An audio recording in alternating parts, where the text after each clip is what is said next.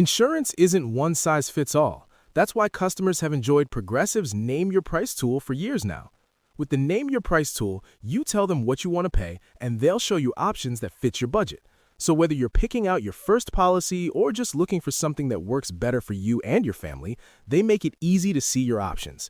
Visit Progressive.com. Find a rate that works for you with the Name Your Price tool. Progressive Casualty Insurance Company and Affiliates. Price and coverage match limited by state law.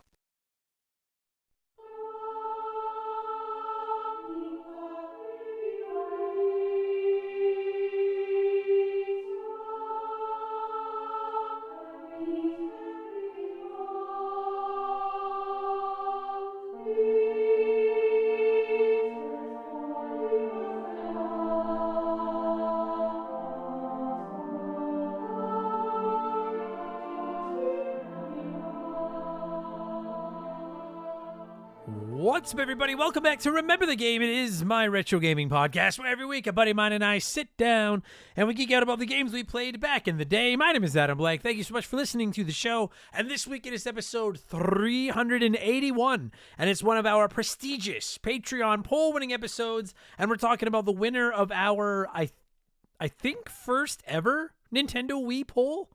I think it might be, and that is The Legend of Zelda Twilight Princess LOZTP. For the Wii, obviously for the Wii. And I'll address that right now because over the last month or so that I've been playing this game and talking about it on social media, countless messages, DMs, pigeon ledger letters, whatever the fuck. Everybody telling me, play the GameCube version, the GameCube is better, play the GameCube version. And believe you me, everyone that said to play the GameCube version, I would have much preferred to play the GameCube version because the reason the Wii doesn't get more love on Remember the Game is because I don't have a lot of love for the Wii. I fucking hate that thing. But this game won the Wii poll, so I played the Wii version. So that is why I did not play the superior, apparently, GameCube version. All that being said, I hate the Wii. I would have preferred to play the GameCube version. All that in mind, this wasn't that bad. By Wiimote Wii game standards, this was pretty playable and okay. I genuinely hate using the Wiimote for most games. And of course, I would have preferred a standard GameCube controller because the GameCube controller is one of the most legendary controllers of all time. But this wasn't the worst experience of my gaming life or anything like that. In fact, I'll go as far as to say when it came to like aiming your bow and arrow or aiming your claw shot or whatever, pointing it with the Wii remote was actually kind of cool. It actually kind of worked. That said, I hated swinging it to get like the shield bash and stuff to work. That annoyed the shit out of me. So mixed bag, some good, some bad, but that's why I played the Wii game. My feelings about the console I played this game on aside, Legend of Zelda Twilight Princess itself is actually pretty solid. It's pretty good. I remember trying to play it all the way back in 2006, 20 years ago. Holy fuck. I remember trying to play it back when the Wii came out. I got it with my Wii, and I tapped out during that 3-hour fucking opening segment, which is an abomination. I know I'm spoiling a little bit of the review here right now. The Legend of Zelda Twilight Princess might have the single worst opening of any video game I've ever played in my life. It is fucking horrible. But once you get through that, herding goats and catching fish and chasing cats, once you get through that opening, it's actually a pretty decent game on the backside of it. Oh my god. It's not my favorite Zelda game by any stretch of the imagination, but it's not like it was 40 hours of my life that I want back or anything like that either. So, like I said, everyone kept telling me that the GameCube and the Wii U versions were better than the Wii version. So this week I decided to break the mold and do something that we haven't done on Remember the Game in like 7 years, and that is have multiple guests for a game review at the same time. Both of the brothers McCue are in the house this week to talk Twilight Princesses with me, and to add to the sandwich, I played the Wii version of Twilight Princess, Bradley played the GameCube version of Twilight Princess, and old Mark McCue fired up the Wii U version of Twilight Princess. So we played all three. We're going to cover them all right here on the show right now. After the intro, right? I will give you full warning. Spoilers aplenty. Everything in the game is on the table this week. So if you haven't played it and you're trying to not find, you're like, I wonder if Link managed to get the Triforce back and save Princess Zelda. Well, we're going to spoil that for you when we get into the episode. And we went over an hour reviewing this one as well. So if you've been waiting for this episode for some time, we've got a nice long review for you. And we're going to get into all that in just a couple of minutes, because speaking of being nice and long, it's time for another edition of the Remember the Game infamous intro.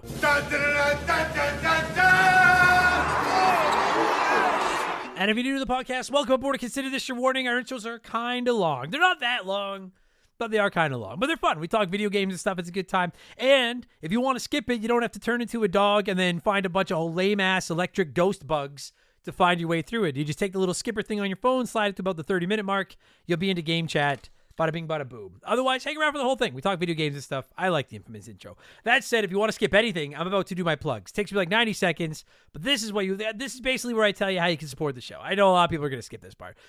We have a Patreon. It's pretty much the lifeblood of Remember the Game, and it's not one of those shitty Patreons where I don't actually give you anything like Dark Side Phil, and I'm like, hey, will you just give me some money for the sake of being alive? No. In fact, I'm going to give you more podcasts than you could possibly fucking listen to over the next week in exchange for just $3 of your money, because we publish up to 4 additional podcasts on our Patreon every week. They have no ads in them, and you can start listening for as little as $3 a month. Not only can you listen to those shows, but you can write into the podcast. You can vote on the games we cover. Our July Patreon poll actually starts today, Wednesday, July 22nd. It'll run for a week. Every day the game with the fewest votes is eliminated. Last game standing gets an episode of RTG. So you can vote on those. You can write into the show. You can join our massive 1,000+ member Discord. You'll get instant access to over 300 episodes of Expansion Pass, almost 300 episodes of Game Patch. We've got 150 some Purple Monkey dishwashers and almost 250 rambling idiots over there. Plus, you get Remember the Game ad-free, all 381 episodes, time-stamped, ready to go. I think that's all your perks. Oh, yeah, and then I stream Monday through Friday from 11 a.m. to 1 p.m. over there for Patreons as well. So it's pretty much the greatest deal in the history of the universe. And in addition to all of that stuff, you'll also get a shout-out. I get to hear me mispronounce your name like I'm going to do to a couple of these people. A huge thank you to our newest Patreons: George Torres, Matthew Johnson, Justin Herbert, Sauce Boy Brad, Sauce Boy Brad, Robert Melton, BC, and Edfather72. Thank you all so much for the support, and welcome to Remember the Game Industries. Find all that at patreon.com/rememberthegame, and if you're interested in how it all works, you can go over there, sign up for free, get some free episodes to try it out. Subscriptions start at just $3 a month. We donate some of that to charity every December because it makes me feel better about how little I contribute to society, and if you sign up for a full year, I'll give you the 12th month on the house. That's enough blowing myself. Let's blow some of you by blowing in some cartridges. It is our opening segment here on the show. I read a few comments and questions from our Patreons, usually gaming related, but not always, and we call this segment Blowing in the Cartridge. He blows all right. He blows big time. That's it, honey. Get into the spirit.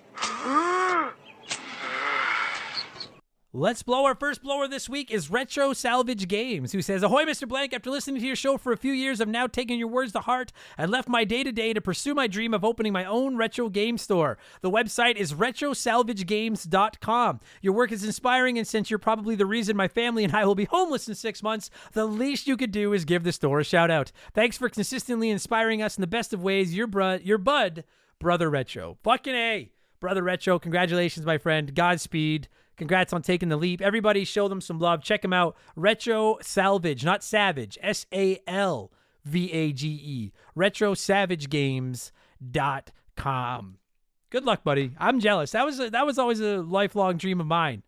And it's not like a Simpsons lifelong dream where like every week Homer had a different lifelong dream. It really was a lifelong dream of mine to open a gaming store, but I don't think I'm competent enough to run a real business. So congratulations, buddy. I'm proud of you. Go for it. Good luck. Godspeed. You got this.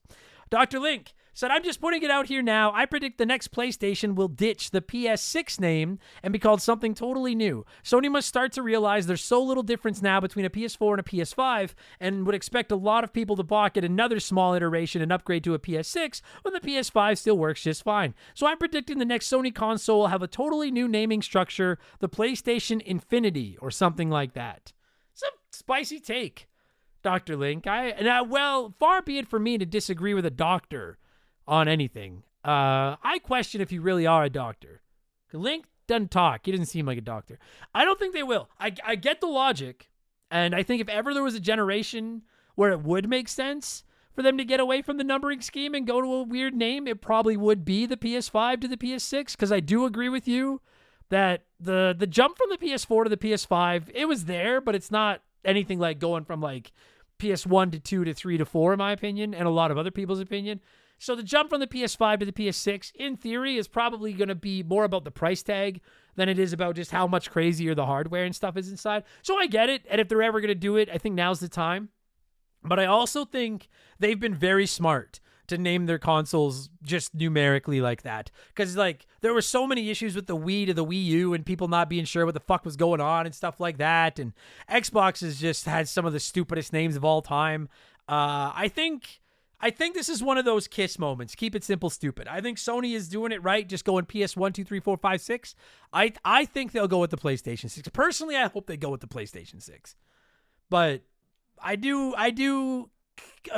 concede to the point, I guess. Fuck, I suck at English.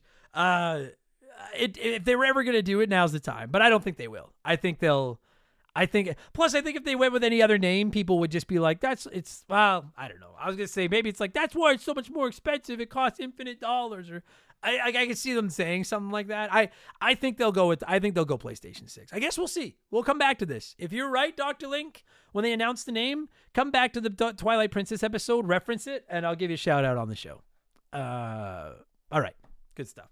Agitated Intern said, yo, Adam, I just got done listening to your Rock and Roll Racing episode, and it reignited the nostalgia I had for that game, so much so that I was looking for it to purchase. A loose NES copy is still like 50 or 60 US, but then I realized it's on the Blizzard Arcade Collection for $20. Holy crap, that is the absolute best way to play the game, upscaled visuals, version select, and CD quality audio. Let me say that again, CD quality audio. Do yourself a favor, Mr. Blank, and pick up the collection just to play Rock and Roll Racing like it's supposed to be played. While we're on the subject, if you could curate a compilation of games into a developer collection for modern hardware, which developer or series would you go with, and what features would you add that were missing from the original titles? As always, love the show, and I'm definitely looking forward to the Twilight Princess episode. Thank you, Agitated Intern.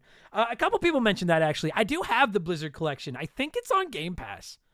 I have it on my Xbox. I don't know if I bought it on sale or if it was on Game Pass, but I do have that Blizzard collection on my Xbox. And I didn't realize that R&R Racing was in it until after that episode last week. I haven't gotten around to check it out yet, but I will. Appreciate everybody that's pointed it out. Sounds fucking sick. I love Rock and Roll Racing. I played it a little bit more since we did the episode, and I don't do that very often. Usually once I'm done an episode, I move on. I wanted to finish Road Rash 2 from a couple weeks ago, and I never went back to it to finish the last couple of circuits. But R&R Racing, I fucking love that game. As far as what developer or series would I make a modern collection for, I couldn't think of a developer. I mean, like, it'd be funny to see, like, I don't know, like an LJN collection or something. But I think the number one collection I think I would do, and I've been calling for this for years, would be a Simpsons collection. And I know it's not easy because it's like all different developers and everything, but I imagine the rights are the rights. And that's what I would like to see, is a Simpsons collection. And what I would do to, like, modernize it, what features were missing in the original titles, particularly everything pre-PS1 with, like, Simpsons wrestling and stuff. I would add the actual voices and, like, make them voices you can hear. So, like, when you play Bart versus the Space Mutants, you have the actual voice actors. Maybe, like, if you want to put updated graphics in it, go ahead, but you don't have to. I just want the actual voice actors, be able to hear them talking and stuff like that. That'd be the number one thing. I'm still shocked. Like, we got the Jurassic Park collection. We've gotten collections of so many classic games. I'm sure there's a lot of hoops to go through, but we got the Ninja Turtles collection, too, for fuck's sakes. How have we not gotten a Simpsons game collection? I want my Simpsons game collection. Damn it. With the real voice actors. Although now it would be rough because a lot of the voice actors don't sound as good. That could get fucking ugly now, actually. But that's what I want, is a Simpsons collection. You could also call it the Cowabunga. You could call it the real Cowabunga collection. That'd be sick. The Simpsons collection. The real Cowabunga collection. Martin Leander Moynichin Brantazag says, Monsieur Blank, in a world where you pissed off a god or something, you have to choose. Wrestling never existed or The Simpsons never existed. You know what? I'd have to go wrestling. As much as I do love wrestling. I haven't loved it in the last 6 months, but I do love wrestling. The Simpsons has just been too critical to my life. Like, I've made a career out of basically having a Simpsons sense of humor, literally just doing Simpsons impressions and Simpsons quotes and stuff on the show and saying shout out to when it gets that reference. Like, my entire livelihood focuses around video games and The Simpsons. Sorry, quick sip of tea there. I'm drinking some vanilla cinnamon apple tea. Look at me. I'm fucking cultured now. So I'd have to eliminate. I could, like, if I love wrestling, but if wrestling didn't exist, maybe I would have watched more movies as a kid that everyone gets mad at me for not seeing now. Without The Simpsons, I'm probably a fucking librarian right now or something. No offense to you librarians. I'm just saying, I'm not me. I need Simpsons. Daniel Cook says, "G'day, Blankster. Have you ever scored a retro game ridiculously cheap or from an unusual source? I got a Majora's Mask cartridge from a sweet old lady secondhand store for $2 Australian. She had no idea. That is a good deal. I don't know what Australian dollars are worth here in Canada, but Majora's Mask is worth a lot more than $2. That's a good fucking deal. So I collected back in like the 2000s and probably got a lot of deals back when games weren't worth what they are now. The best deal I think I've gotten since I started collecting again, we have a site here in Canada called Kijiji. Every time I bring it up, people are like, what's a Kijiji? So it's like a Craigslist. It's a buy and sell site here in Canada, Kijiji. And there was a dude a couple years ago selling his Sega Genesis collection. And I don't think he knew what it was. He just was like, I'm just getting rid of it. And I scooped it. I couldn't believe I got it. Like, it had only been up for like an hour. I couldn't believe I got it. So I paid him $60 Canadian, and I got a working Sega Genesis, 2 controllers, but only 1 controller worked, but that's okay. And then like 15 games. And there was one game in there. Fuck, what was it called? I'm going to see if I can look it. I should have done my homework. I'm sorry, everybody. I kept the ones I wanted. Like, it came with like Sonic and Knuckles, Sonic 2, Sonic 3, Sonic 1, Echo the Dolphin was fucking in there. Disney's Aladdin, Sonic Spinball. There's a Street Fighter. There's a Mortal Kombat in there. Evander Holyfield Boxing. But there was one game that I'd never heard of. And, no, it wasn't. Fuck, I can't remember what it was called now. It's not Eternal Champions. Fuck, I don't remember now. Immortal something? I can see the logo. It was like a yellow, scratchy logo. No, not Immortal. I suck at my job. But anyway, that one game ended up being worth like $70. And so I traded it in a couple of the other games I didn't want in and used them to buy a couple other games I wanted. But it was like a $200 some package by price charting, and I got it for $60. Couldn't believe it. I didn't think those deals existed anymore. Best deal I've ever gotten. Yeah, fucking sick. I don't play my Genesis that often, but I'm glad I have one. I do want to collect for my Genesis. But I'm trying to finish my NES collection first, and then my Super Nintendo collection, then Genesis. And when I say finish, I'm not going to 100%. I just want all the games I like, and then I'll move on. So I added a few this weekend, if you guys care. I picked up the Flintstones, The Rescue of Dino and Hoppy. That's not the really expensive one. That's all for NES, by the way. That's something like Dinosaur Peak. I got the cheap one. I got that one. I got Adventure Island 2. I got Cable. I got what was the other one? I got a fourth NES game. I got the picture right here. And then I got Little Big Planet for the PS3 because that won a Patreon poll a month ago that I need to play it. I got Tetris Attack for the Super Nintendo, which is fucking awesome. Oh yeah, I picked up Smash TV for the NES because that game's fucking awesome too. So my NES collection is getting pretty respectable now, man. I think it's up to like 60 games or something. It's getting decent. Salty Pog says, because of you in this podcast, I tried the Resident Evil series. Since then, I've played 2, 3, 4, 7, 8, and 9 and fallen in love with the stress. I was wondering if you had recommendations for games that scratch the same itch. I know some will argue, but I would try Silent Hill, Salty Pog. They're much tenser, less action, more puzzly games than Resident Evil, but I do like Resident Evil better for what it's worth, but I do really like Silent Hill. Silent Hill 2 Remake is on sale right now. That game is fucking awesome, and you don't need to know Silent Hill 1 to play Silent Hill 2 Remake. If you're into Resident Evil, I highly recommend playing Resident Evil 1 Remake. If you haven't, it's fucking superb. Must play, in my opinion. And I'd recommend trying The Evil Within. I didn't like The Evil Within as much as some people some did. But The Evil Within definitely has some Resident Evil 4 DNA in it. It's a cool game. Not as good as Resident Evil, but it's a cool game. Glad you're digging Resident Evil, man. I fucking love Resident Evil. Leighton Hoser says, hello, Adam. I'm curious. When you start up a game with a character creation suite, do you use the default model? Do you just pick one of the preset choices, or do you go all out and fully design your character? If you don't choose the default, do you pick and design your character to look like you, or do you get a little bit more outlandish? I'm normally get in and out of the creator. As the only time I really spend a lot of time in the creative character is like a pro wrestling game. If I'm making Hoju, because I always name my characters Hoju. If I'm making like a Hoju in a wrestling game, then I'll put a little bit of time into it. But when I'm playing like Skyrim, Fallout, Cyberpunk, most sports games, any of those types, I really just like, I don't quite go generic, but I go pretty close. I'm like, wear some messy hair, some kind of a beard, make him kind of short, kind of chubby, move on. Or I'll get a little bit zany, like Cyberpunk. I'm playing as I'm doing a female run now in Cyberpunk. The actress that did the voice acting for V in Cyberpunk did so much better job than the guy did. So I'm really enjoying this one, but I've had some fun with her, like messing with her, giving her some pretty funky hair and stuff like that. But normally I'm not a big Creation Suite guy. I know some people love it. I'm in and out. Like when I play Mass Effect, it's like generic Shepard. I don't care. In and out. I just want to play the game. And finally, before we move on, it's letter time. And we're finally going to address this at least a little bit. Matteo said, Mr. Blank, I think the decline of digital games is a net negative. Decline of digital games. I don't know if you meant the word decline. Yeah. Maybe you meant physical games. I think you meant physical games. I'm not trying to call you out, Matteo. I'm just confused by what, because I know what you're trying to ask because I've read your comment, but that part's confusing me.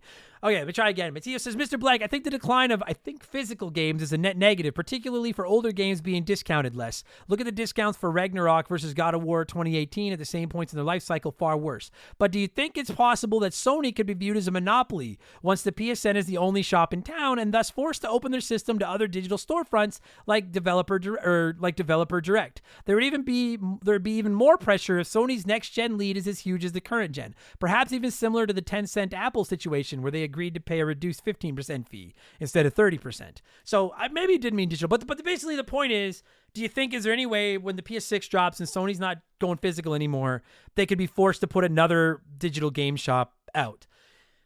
That's an interesting point. So we've talked ad nauseum on Game Patch and stuff about this PlayStation going discless. I've had countless people insult me on social media, which is very nice. Thanks, everybody. My stance on it is that I get why people are upset. I would prefer it wasn't happening. I would prefer they were still making physical games. That being said, I already bought digital. I'm probably going to continue to buy digital. The only thing that's going to change for me is probably some fewer discounts than I was already getting with my digital games. And I understand, again, why that upsets people. As I said when we talked about it on Game Patch, I'm just being honest. Personally, I'm like, then that's just how it's going to be for me. Like, maybe I'm just part of the problem. It's not that I'm excited about the lack of sales and stuff like that when it's all digital, but I'm like, I love this hobby, and it's the hobby I want to spend my money on. And if they say, hey, we're charging this for these now because they're only digital, we don't have to compete, then I'm like, well, that sucks, but I guess I'm buying them. So when I say I don't care and everyone gets their panties in a twist, that's all I'm saying is I'm like, I'm not saying it doesn't matter. I'm not saying it doesn't suck. I'm not saying I'm happy about it, but like, I'm going to keep buying digital games like I was. And I'm just going to keep doing it. I don't go to concerts. I don't go to hardly any concerts. Part of the reason is because I think a lot of them are too expensive. Guarantee you, some of you keep going to concerts despite the fact that tickets are getting more expensive. You're like, well, it's just the price I got to pay to go to concerts. It's how I feel about games. I'm like, if the price keeps going up, I guess I'm going to keep paying that price to play games. So before you fucking get all mad about, Adam doesn't even care about us. I'm just like, I'm going to keep buying them. To your point, Matteo, I never really thought about that, but it's interesting because I'll tell you right now, PlayStation, if the government in some place decides to go, hey, you need to have competition, there's got to be some other way to buy digital games. Like you said, like on PC, there's multiple places, stuff like that. PlayStation will fight that to the bitter end. Excuse me, choking on my own rage here. I don't know enough about business and law and markets and that to know if somebody could force them to allow competition, but I don't think it's impossible that a governing body in somewhere tries to force their hand and it ends up getting tied up in court, which would be fascinating to see it play out. And that I'd be all for. I would love it if fucking, I don't know who, but like somebody else was able to sell digital games on the PSN, because then they'd have competition and they'd have to run better sales. I would love that. I don't know if there's anything out there that could force their hand, but I'd love to see it. It's a very interesting point. I never thought of that. I just assumed that like, yeah, they're going to sell them digital. They're going to call the shots and we're not going to get as many sales as we used to, which is what I think is going to happen. But maybe somebody can force their hand, which would be fucking sick. That would be pretty sick. I guess we will see. I'm very interested to see how the next 5 years or so shakes out for PlayStation. Very, very intrigued. by how it's going. But anyways, we'll move on. Thank you, everybody that wrote into the show as always. Good. I like that one. That was a fun one. But we got to keep the ball rolling so we can get to Twilight Princess. So let's switch things up and get to our Smash Hit segment, the official game show of Remember the Game Industries. Play one, remake one, erase one.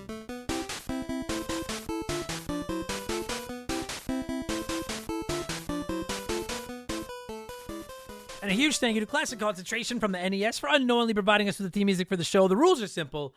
Every week I give our patrons 3 retro video games. They can play one as it was released, remake one as a modern game, and the third is erased from time forever. And as always, there are no wrong answers, but there is a right one. We'll get there in just a minute. This week we're talking Twilight Princess, so I went with 3 other Wii games from Nintendo, or Nintendo IP at least. We got Super Paper Mario, Punch-Out, and Kirby's Epic Yarn. And obviously I didn't do a very good job this week because I like it when the vote is nice and close, and this one was not. 41% of you said you'd play Super Paper Mario, remake Punch-Out, and erase Kirby's Epic Yarn. So let's see what a few of you had to say here, and then I'll tell you what the right answer was. John C500 said, I'll play Mario. It's a classic. It doesn't need any changes. It still looks great now.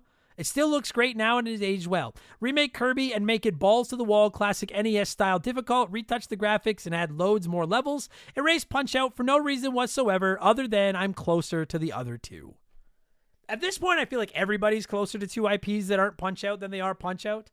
Just because Punch-Out's so forgotten. I think Nintendo genuinely, like, they have them watching the Bee at like Nintendo HQ. It's just like Little Mac, Gabby J, Glass Joe, and Little Mac just in the basement guarding the Bee. Like, they've given up on Punch-Out. It's fucking brutal. Eldest Millennial said, I'm going to play Punch-Out. It's a fun game that utilized the motion controls well on the Wii. I'll remake Super Paper Mario because it's the game that I have the least opinion on, and I'm going to race Kirby because Captain Buffalo loves Kirby and it distracts him from being the epitome of Detroit Lions fans that he should be. Sound logic. Erase somebody else's beloved thing so they'll love something that you love more. I get on board with that. Pie Guy 300 says, play Kirby's Epic Yarn. This one seems to get a lot of praise and I haven't played it before. Remake Punch-Out because where the hell is this franchise, Nintendo? Also, an online mode would be sick. That leaves erasing Super Paper Mario because the 1,000-Year Door is the best formula for a Paper Mario game that is, was, and never will be. I actually agree with that. I'll tell you my answer in a minute, but I'm also Team 1,000-Year Door. You and I are in the trenches together, Pie Guy. I love Pie, too. T-Dog said, I'm going to play Epic Yarn. I love that game. I played through it twice back in the day. Once with my son, and then I jumped right back in for my own run.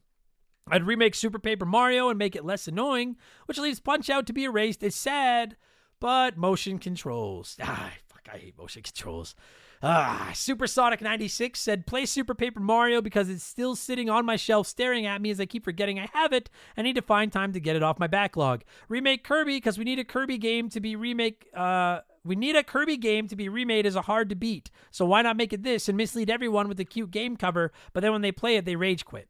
Think Mario Maker, but do it for Kirby. And then erase Punch-Out because the classics did it better and best not mess with the classics and leave things how they are. I haven't even played the Wii Punch-Out, and I assure you that Super Punch-Out and the NES Punch-Out are better. I'm that close-minded toward the Wii. That said, I'm going with the majority this week. Even I suck at this. I thought it would be nice and close. Everybody voted for one option, and I went with everybody else. 41% of you had the same answer I did, much like Johnny Two Legs, who said, play Super Paper Mario because I know zero about it. Is it a Paper Mario remaster, another RPG, a Paper Mario platformer? Let's find out. Remake Punch-Out and give us the Switch 2 Punch-Out that's far too awesome to even attempt to describe here. And then erase Epic Yarn because there are an absolute ton of baby games and one less isn't even going to get noticed, let alone make any kind of difference. Similar logic to me, actually. I'm going to play Super Paper Mario. I did play it once back in the day on the Wii, and I remember not loving it, but I don't remember why. So I want to replay it and just find out why I didn't like it very much. So I'm going to play that one. I'm going to remake Punch-Out, and I'm just going to port it. Yeah, I don't even care if you I just want it ported to Switch 2. You don't have to do anything. Just get rid of motion controls and port it to Switch 2. So I don't have to play it on the Wii. That's all I want, please. That's all I gotta do. And then I'm going to erase Kirby's Epic Yarn. I have really warmed up to Kirby over the years. I really have. I went from middle of the road on Kirby to I actually kind of like Kirby. But in hindsight, it was a real mistake putting him up against Paper Mario and Punch-Out because he was never going to win. So I'm erasing him for that very reason. Thank you, everybody that wrote in and played along as always. What have I been playing over the last week? And then we're talking Twilight Princess. I've been playing Twilight Princess. I just finished it a few days ago. I'm about to tell you all about it. I've been playing ActRaiser, which I've always said is the biggest single hole in my SNES resume. I'm finally playing through ActRaiser for the first time because it won our Royal Rumble poll a couple of months ago. Pretty good. That episode's coming up in a couple weeks. Pretty fucking cool game, actually. Pretty cool. I'm playing Mega Man 5. I've done a couple of runs in that now because that's going to be the next episode of Remember the Game. I'm playing Darwin's Paradox, the one from Konami with the blue octopus. It's like a puzzle platformer. And I'm playing it on PC. I know. I'm playing it on Steam. It's not bad. It's not bad. It's not great. It's not bad. I think it's going to be a one and done, though. And then I'm still chipping away at Cyberpunk. I am going to finish that fucking game. Mark my words. I will finish that game. But that's what I've been playing. All right. Let's take a break here. We'll let a sponsor in. They'll peddle their wares. I'll play you a quick retro gaming ad. And when we get back, it's like an hour and a half of Twilight Princess talk. All right. Remember the Game will return after these messages.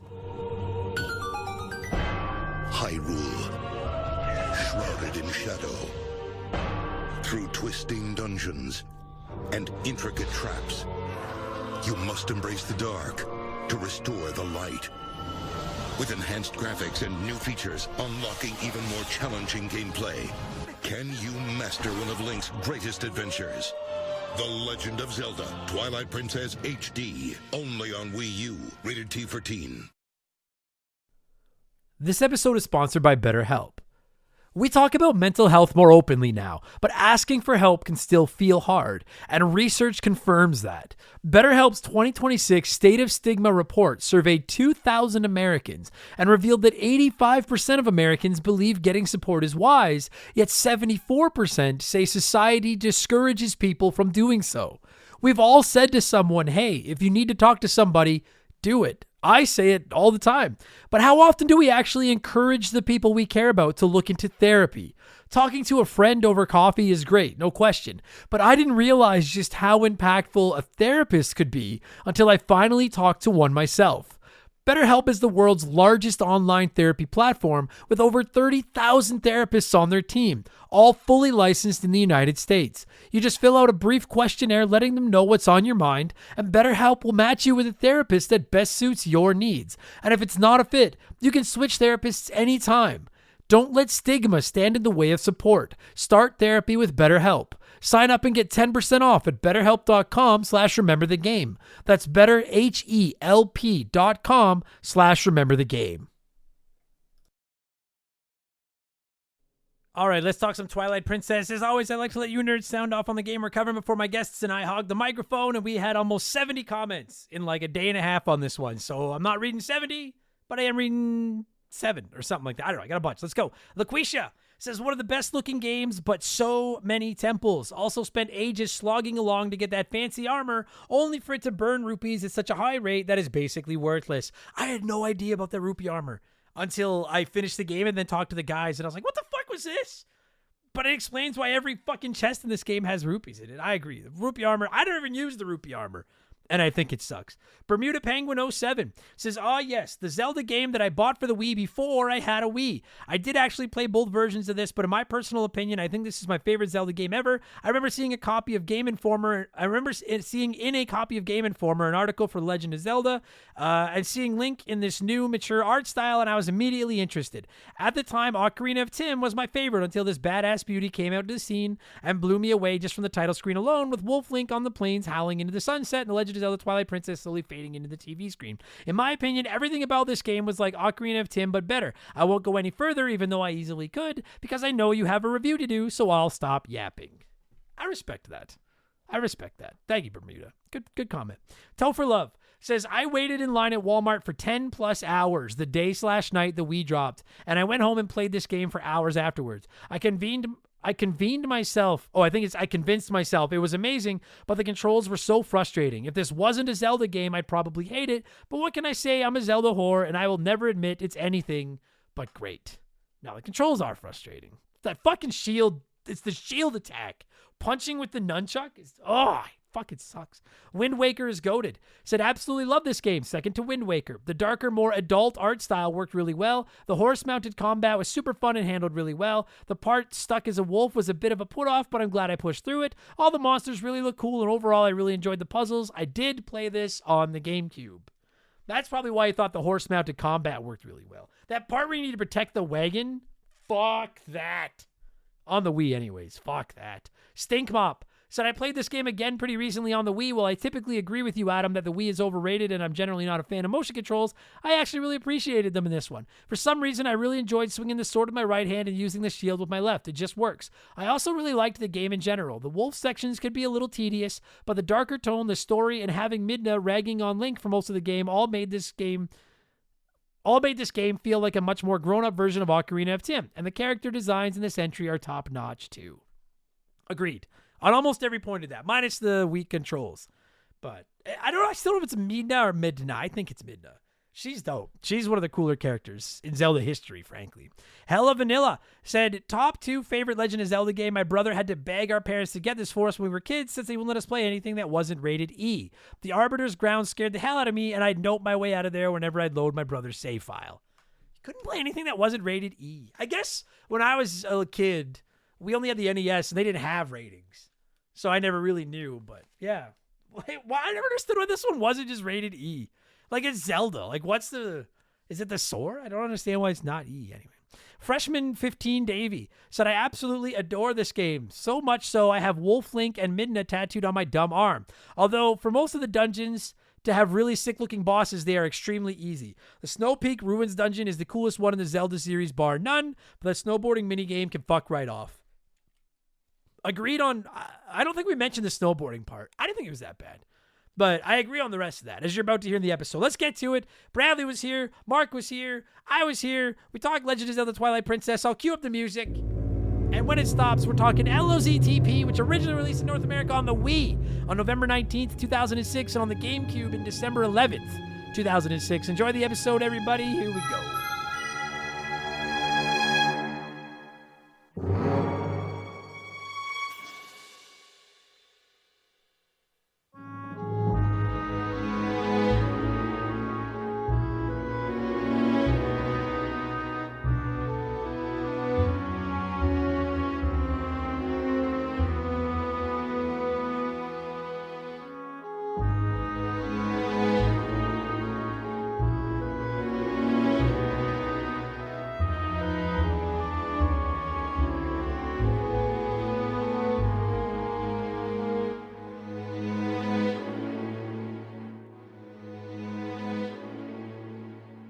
All right, as I probably have explained during the infamous intro.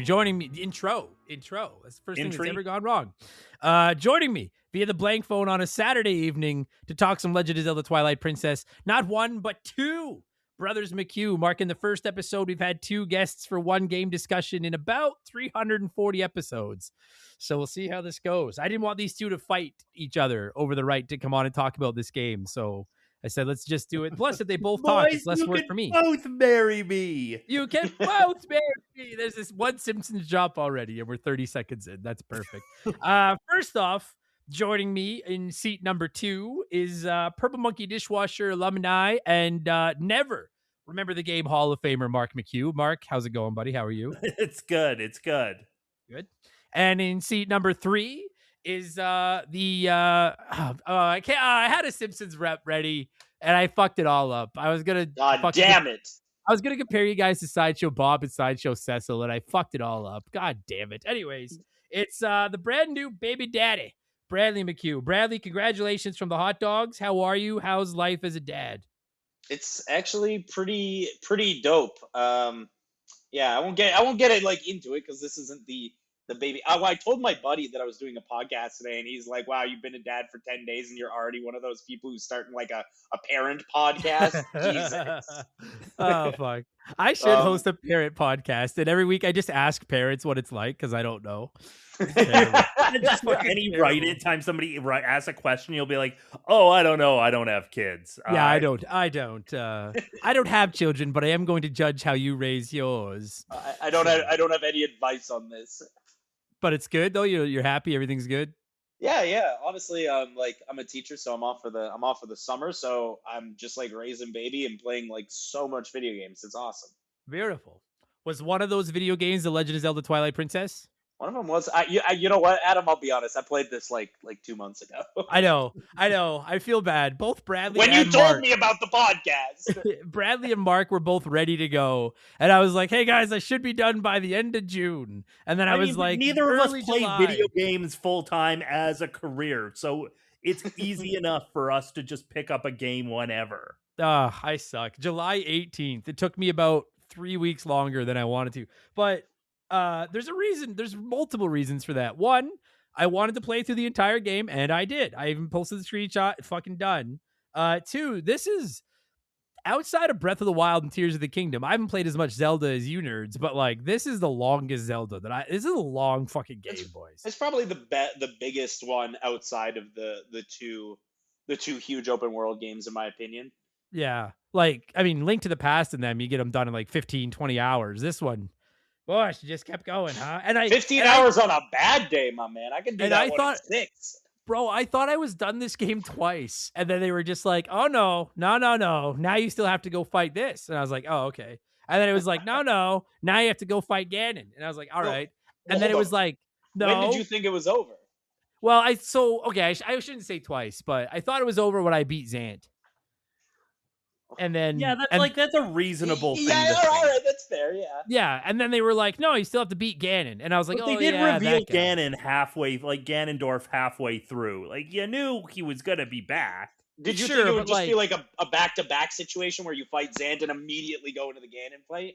Admittedly, I had kind of just forgotten about him, like, because he doesn't come up a ton, and it had been a while, and I was like, so I was literally saying to Mark right before we recorded a Purple Monkey Dishwasher like a few days ago, how much I was enjoying that it was just a little bit different, this story this time. I was like, it's not just the classic pig boy with the triangles. I was like, we got a new enemy and the new girl following you around. And I was like, it's kind of different. And then at the end of the day, it came down to fighting Ganon in Hyrule Castle for the triangles. And I was like, oh, okay. No, it's still Zelda. It's still the one change I would have made to this game.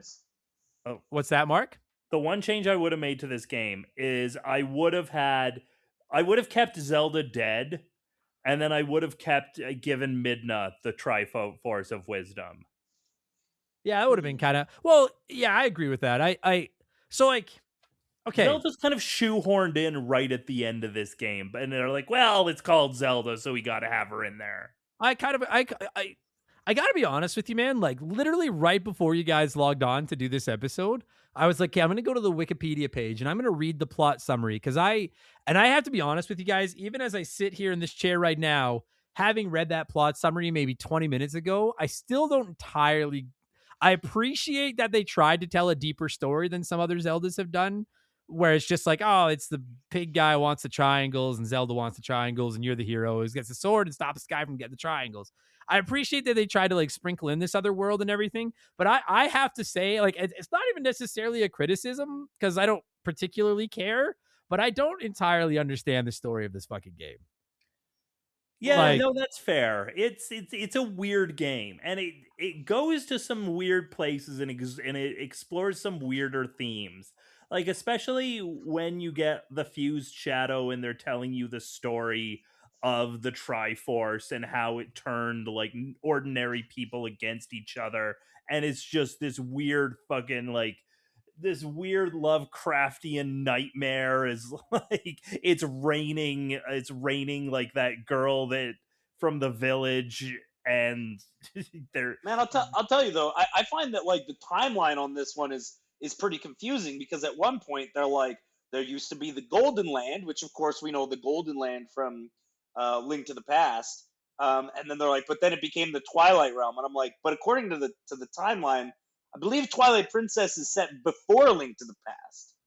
Okay. So does it go from the Golden Land to the Twilight Zone, back to the Golden Land? I don't. I'm sure. I guarantee you, there's at least one person listening to this right now in their car who's like, "You fucking idiots! The Twilight Zone is the same fucking this and it's fucking." Okay. But I'm like, I don't know. I have no fucking idea. But they're on different timelines. Link to the Past is on the like hero is defeated timeline, and this is like the timeline where Link goes back in time and he prevents all of the events of Ocarina of Time from happening. Now, this is the Majora's Mask timeline. You're right. Yeah. You're right. I will also say that the timeline is bullshit. Like the official timeline, I understand what they're trying to do and how they're trying to connect some of the games, but the timeline doesn't mean anything. Each game is a standalone and only exists in that. Now, the one exception here is Ocarina of Time Link being in this game. Yeah, I actually like that.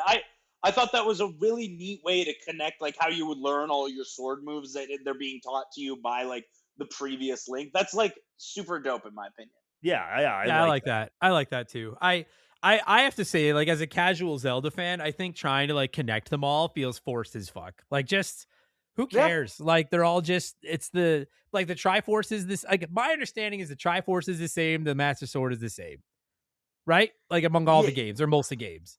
Yes, and from what I'm pretty sure Ganondorf is the same throughout. I get that impression as well. Yeah, like the angry pig guy. Yeah. Well, and the reason that they're not connected is because they're not connected when they make the game. Because when they make these games, they just go, "Oh, what's a weird thing that we can do with this game? Like, what's a cool idea for like a gameplay loop?"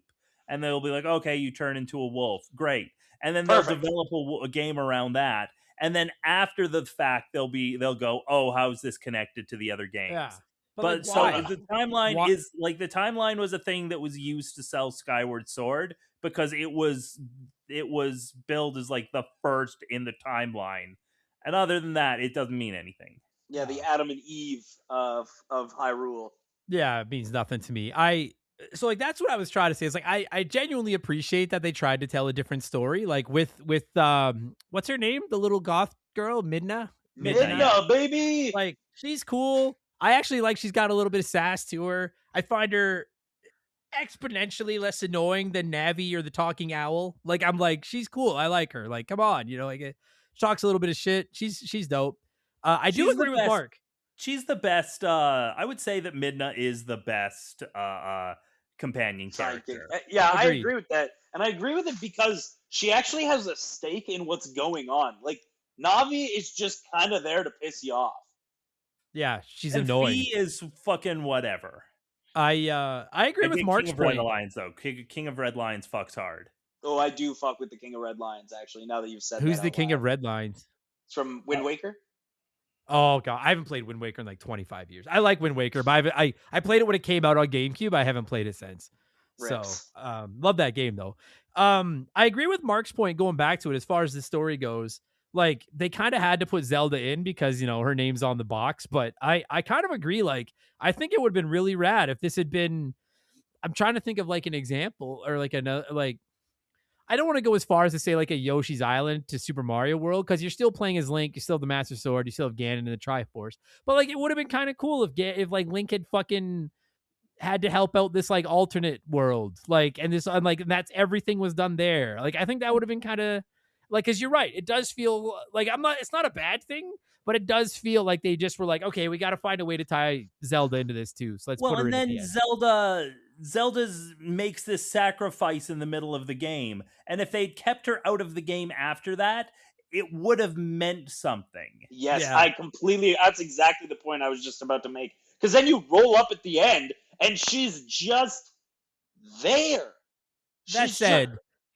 That said, having to fight Zelda was pretty dope. Even though it was a little tiny fight, I was like, wow, I did not have fight Zelda as the final boss of the game as one of my spaces on my bingo card. I thought that was actually really cool. That's really cool.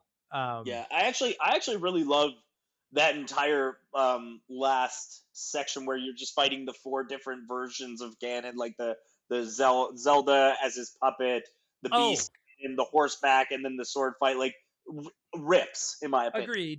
Agreed. But that's the other time I was gonna say where I thought the game was done, and I was like, I beat Zelda, and then it's like, now you got to fight Ganon, and he's like the big pig running at you, and I'm like, all right, I got this shit. And I beat him, and I'm like, game over. And then they go to the cutscene where it's like, no, now you got to fight him where you're riding the horse, shooting arrows at him. And I'm like, all right, we fucking beat him again. And I was like, boom, finish the game. And then they were like, nope, now you got to sword fight him. And I'm not, all 4 forms were cool, but I was like, holy fuck, this just keeps fucking going, eh? Like, that kept going. Boy, that just kept going. Like, that was a long fucking Ganon. But I remember thinking the Ganon fight in Tears of the Kingdom, which was the last Zelda I played before this one, was an abomination. I hated it. So I like the Ganon fight. Oh, see, I love the Oh, Ganon. I don't know I what the hate hell that you're talking I about. hate that fight. I hate that fucking fight. Were But you anyways, fighting this like one in was the pretty sky? rad. What the fuck are you talking about? It's so easy. It's done in like 2 minutes. It's garbage. Okay, like the but- twist is cool. I don't want to okay. wait. This was Whoa. hard? No, listen. I don't want to spoil, and I don't want to spoil the end of Tears of the Kingdom for anybody. I said we'd have spoilers for this, not Tears of the Kingdom. Okay, fair So enough. I don't want to. I'm just saying the concept was cool, but I thought the fight was garbage. That's all. But this one, You're I right. did like all 4 fights at the end. I will hear arguments against the part where you're on horseback. Yeah, that's probably the only part I'd hear. I also I like hear that we arguments just jumped straight to the final boss. And Yeah, well, wait, what the hell are we doing here? Okay, but no, see what? There's a reason for that. I do agree that the horse fight is the weakest of the 4. I thought that was a Wii Oh yeah, we should get this out of the way. I played this on the Wii, and so many of you wrote in and were like, "Yeah, I play the GameCube version. The GameCube version is better." I hear you. All right, Tony Soprano, I hear you. But this was the winner of the Wii poll, so I had to play the Wii version, and it worked out really good because Bradley played the GameCube version and Mark played the Wii U version. So we got the 3-headed dragon going on here, and you know that meme where you have like the 2 badass dragons and then the one really derpy looking fucking dragon. That's what this is. You guys are the got 2 the cool derpy dragons, dragon. and I'm the Wii dragon, and I'm the derpy looking one. I don't know how. I can't speak to how the GameCube or Wii U ones control, but I'm sorry because I know With a there's listeners to controller, this show. Adam. What? With a controller. Oh, that must be nice. Yeah. No, you know what? I sat here wagging my hands around like a fucking idiot trying to swing my sword. And The fuck GameCube version me. controls like a dream. I fucking hate the Wii. I had so many people. I've been playing this game for 40 some hours, and I've had so many people message me and be like, "Why are you just playing the GameCube version?" And I'm like, "Cause I can't. I want to, but I can't. I have to play the fucking Wii version." You made a commitment, and Yeah. I appreciate Fuck. that. Fucking Wiimote. Thank you for taking the bullet. Because initially, when you pitched this, you wanted all 3 of us to play the Wii version, and I was like, "Well, I'm definitely not doing that." Well, I'm the one getting paid to do this. I should probably have to do the shittiest version. I so. don't know if I could play the Wii version at this point, just because I've played the version on the GameCube and the Wii U so many times Okay, that it would hurt my brain to try to play this with a flipped me. Now, that's the one thing we should mention is that the 3 different versions have flipped worlds. What is that? Someone else mentioned that too. What do you guys mean by that? Someone else said Okay, that so too. every single thing in the game that you experienced is mirrored for us. So if you were like, "Oh, I'm going to go here and I'm going to turn left to get to that shop," we would have to turn right. And I have picked up the Wii version and tried to play it, and it is so confusing. Really? I have all the maps memorized, and so I get really lost trying to go the way that my brain tells me you're supposed to go. So in your And the guys' reason for that, in your there's a guys' reason version, for it. in The your reason version, for- like Death Mountain and the Goron Village is on the east side of the map. Yes, that's Yeah. correct. Whoa. I just did the Kramer thing. What? So is the Zora Village in the south, or is it still up north? It's The still up Zora- north. It's still up north. Okay, so it's only flipped horizontally, not vertically, Yeah. but horizontal. The Okay. reason That's for that. insane to me. What? I never knew that was a thing. That's insane. Why? Why would they do that? So the reason for it, there's a reason for it, and it's because in the when they were developing the version for the GameCube, when they first started developing this game, it was just for the GameCube. Yeah. And Link was left-handed. And then they decided that they were going to do a dual release where it also came out on the Wii. And so they started experimenting with controls, and they noticed that it was really weird to swing your right hand to make Link use his sword with his left hand. So their answer to that was just to flip the entire game. Once again, the Wii fucks up everything. Once again. That's fascinating. Someone had commented on one of my posts about this game and said, "I hope you guys mentioned the reverse world or something." And I just assumed they meant like the Twilight version and and I'm like, dude, it's like the biggest plot of we're going to talk about the fucking 2 worlds. But Obviously. I didn't realize that the map was that's insanity to me. That would have fucked because that's one of the things about a Zelda game. By the time you're done, the map's almost like a character. Like, you know that map like inside and out.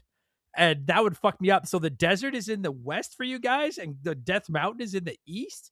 Yeah. 100%. That's insane. Wow. Holy fuck. That rocked my holy fuck. I don't believe in nothing. I'm going to law school. What the fuck is this?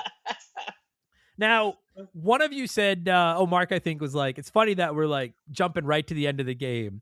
I'm glad it went that way, because I kind of wanted to do the compliment sandwich with this game, where you start off talking about something you like, and then you go into, and I have to say, the end of the game is pretty cool. I like the Ganon fight. I don't quite understand the story, but it was good enough. It was cool.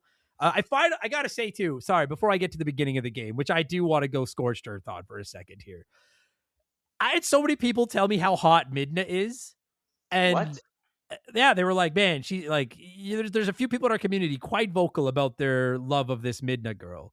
For like a few seconds at the end of the game. And that's my thought. I was like, I'm playing this game and I'm literally fighting Ganon.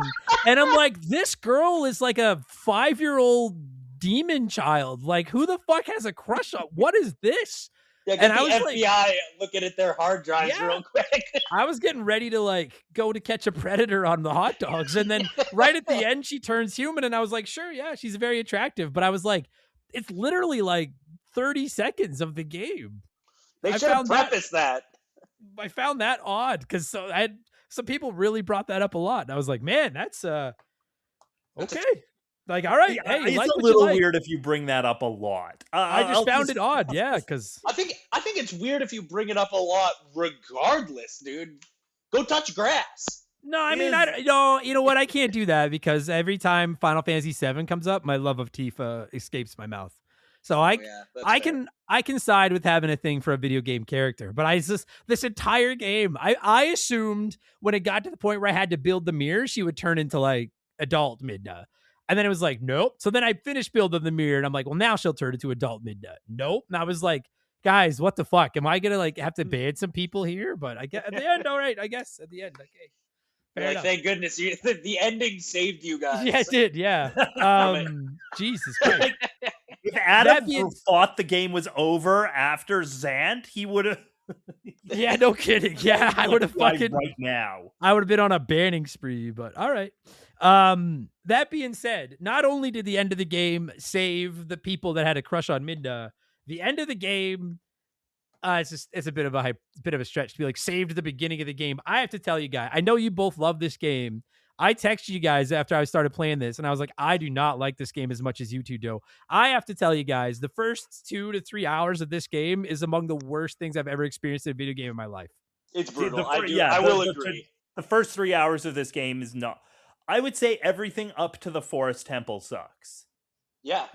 Like when you have to like catch the fish and then like use it to lure a cat, dude. And then I remember herd goats not once but twice. Dude, it's awful. Here's the problem: is that when you do the herd goats thing, it made me think that was going to be a mechanic that was used throughout the game. Me too. You can do it so early in the game. I think it's just teaching you how to ride the horse, but it's so annoying. It's awful. Never have to herd goats again in this game after the first hour. It's terrible. I do now. I remember now why I didn't, because I bought this game with my Wii at launch. I got Wii Sports and this, and I played like 3 or 4 hours of this and was like, this sucks, and just went back to Wii Sports. And I never played it again until now. And this is why, because I was like, that beginning, I understand. Like, listen, fucking everyone listening to this show has played a modern game with a long fucking tutorial at the start where it's like, boy, the engine takes a little while to get heated up here, eh? I honestly don't know if I can remember a game I've played that took as long to get going as this one did. It's insane. Like, it doesn't feel like a Zelda game for the first little while, I think. Not at all, because you don't do anything. You just fucking hoard goats, and dude, so you hoard the goats or whatever the fuck they are. You get them all in the barn, and then you need to get the cat back to the shop to get the lady that runs the shop to stop crying, right? So you go over to the cat, and the cat runs away like you would when you're herding the goats. And so I'm like, I must have spent 20 minutes trying to herd this cat. because it'll go that way up until the bridge and then it'll stop. And I was like, you just taught me this herding, walking into animals to get them to move system, and now you're telling me to move this animal that will move when I walk toward it. So then finally I looked up a walkthrough and I was like, how the fuck do I save this cat? And they're like, oh, go catch a fish and give it to the cat. And I was like, oh, that makes complete sense. That's not at all what the game's been teaching me for the last half an hour about herding fucking goats. And don't you get like terrible. you get the fishing rod from a guy who's like standing on a cliff nearby? Oh, awful. And then there's something about bees. Am I misremembering that? Was there something? Yeah, you got to knock the bee nest down. Yeah. Awful, buddy. What the hell? You could have because I get they want to I get they're trying to set the tone that Link's like this guy in this village, and they're trying to teach you some basic controls. You could have cut that tutorial into like literally a third, and it would have accomplished just as much. Well, and they teach you this mechanic where you're calling owls to go get stuff for you. Oh yeah, you have to hit the monkey with an owl? Right. I forgot about that part. And it doesn't really, and it's another one of those things that doesn't really come up except for in... Does it come up again? I feel like it does, but like maybe once. It does come up like a couple times, but mostly in optional side quests. Fucking horrible, man. It I'll tell you, there have to be people listening to this episode that quit in this intro like I did back in the day, because it is I just finished playing the new James Bond game. I don't know if you guys have played it yet, First Light. It's good. It's really good. Yeah. But the first 3 hours or so is tutorial, and it's better than this tutorial, but it does drag its feet. And I'm like, come on, let's go. I want to fucking spy and shit. But that's how I felt about that new Indiana Jones game. I gave up on it because there was just so much tutorial. Yeah, I ended up falling in love with that game, but it took a long time as well. But this is, I'm not even exaggerating. This might be the slowest first 2.5, 3 hours of a game that I've ever played. It's terrible. It's genuinely terrible. It's certainly the worst intro in a Zelda game. I will say that, for sure. Even with I know I'm probably gonna get some shit for this, but I'm not a big fan of the beginning of Breath of the Wild where you're on the plateau or whatever. I love the plateau. An hour. No, I hate that shit. It's just they're cook peppers, and I'm like, oh Jesus, okay. I hate the cooking in those games. Period. Fucking drives me crazy. It takes too long. It's a waste of time. I agree. Yeah, it's stupid. But this was I felt bad texting you guys and being like, your game fucking sucks. But I was just like, when the fuck do I get to kill something? When are they getting to the firework factory? That's how I felt. And that. I'm going to tie it all in. I have a lot of good things I want to talk about with this game, but my personal biggest criticism of Twilight Princess, and I said this to you the other day, Mark, is the pacing. That first few hours sucks. And then it gets good for a while. And then I got to tell you, dude, the 3 different times where you go into areas and you have to turn into Wolf Link and hunt down the ghost bugs sucks. And I'm like, I would have some really, really fun sessions of this game. And I would have some sessions where I'm like, Jesus fucking Christ, let's go. Dude, there's a part where you have to get the statue back from the skeleton dogs that's covered in the medicine. Oh yeah. And I didn't get them all in time. And then the sun came up, and then I looked it up, and they're like, no, you basically have to wait for it to turn into night again to fucking fight the skeleton dogs. Just gotta sit there. Yeah. And I was just like, come on, bro. I really like this game, but of the 40 hours I played of it, there's 8 hours that I was like, shit. This could have been 30 hours, cut out that garbage, and it would have been awesome. It is a little strange that there wasn't a way to change it from night to day like there was in every other Zelda game. Literally, just let me pause and say wait. Wait like in Skyrim or whatever. Set up a little bonfire. And the frustrating thing is that that's not fixed in the Wii U remaster. Oh, it's really, that's crazy. That said though, that was minor. The intro was garbage, and I would like to hear did either of you enjoy and I want to make it clear, I didn't hate the bug side quest mini game to get the bigger wallet. That was fine. It was the collecting the spirit drops in the first 3 dungeons to open them up, where you have to turn into the Wolf Link and fucking find those ghost electric bugs and kill them and collect the drops of water. I have the to little say, thing. Yeah. I hate, like, did you guys, like, no wrong answers, but did you guys like that part? Because I hated that when that. See, I don't hate that part, and maybe it's just because I've played the game so many times. But I can get through that in 15 minutes tops on all. Exactly. That's how I feel too. I don't love that part, but it's just I have it all memorized now, so it's just bing bang boom. But what I do like is I love the atmosphere of those parts because it's showing you something familiar in kind of a new context. Uncanny Valley shit. You know this village, you know these characters, and here they are hiding from these horrible monsters outside. I thought that was interesting. I'll get on board with that. I wouldn't have hated it if you had to kill like 3 of them. You know what I mean? It was like say that the Wii U cuts down on those quests, makes those quests shorter. So that's like the version I've been playing for the last 10 years or so. So like you don't have to catch as many bugs. Seem like too much of a problem because they've shortened them. Oh, okay. Like do you mean you have to like find fewer spirit drops or whatever it's called? Yeah, I think they cut like 2 or like they either cut 2 or they cut 4. Okay. Because that's not, that doesn't seem like enough to me, but all right. But like, because that's the other thing about it is like, A, I found it annoying, and then B, like, because I know people are going to come back to me and be like, well, the map tells you where they are. But I was like, but that's part of my point is I'm like, so there's no challenge to this.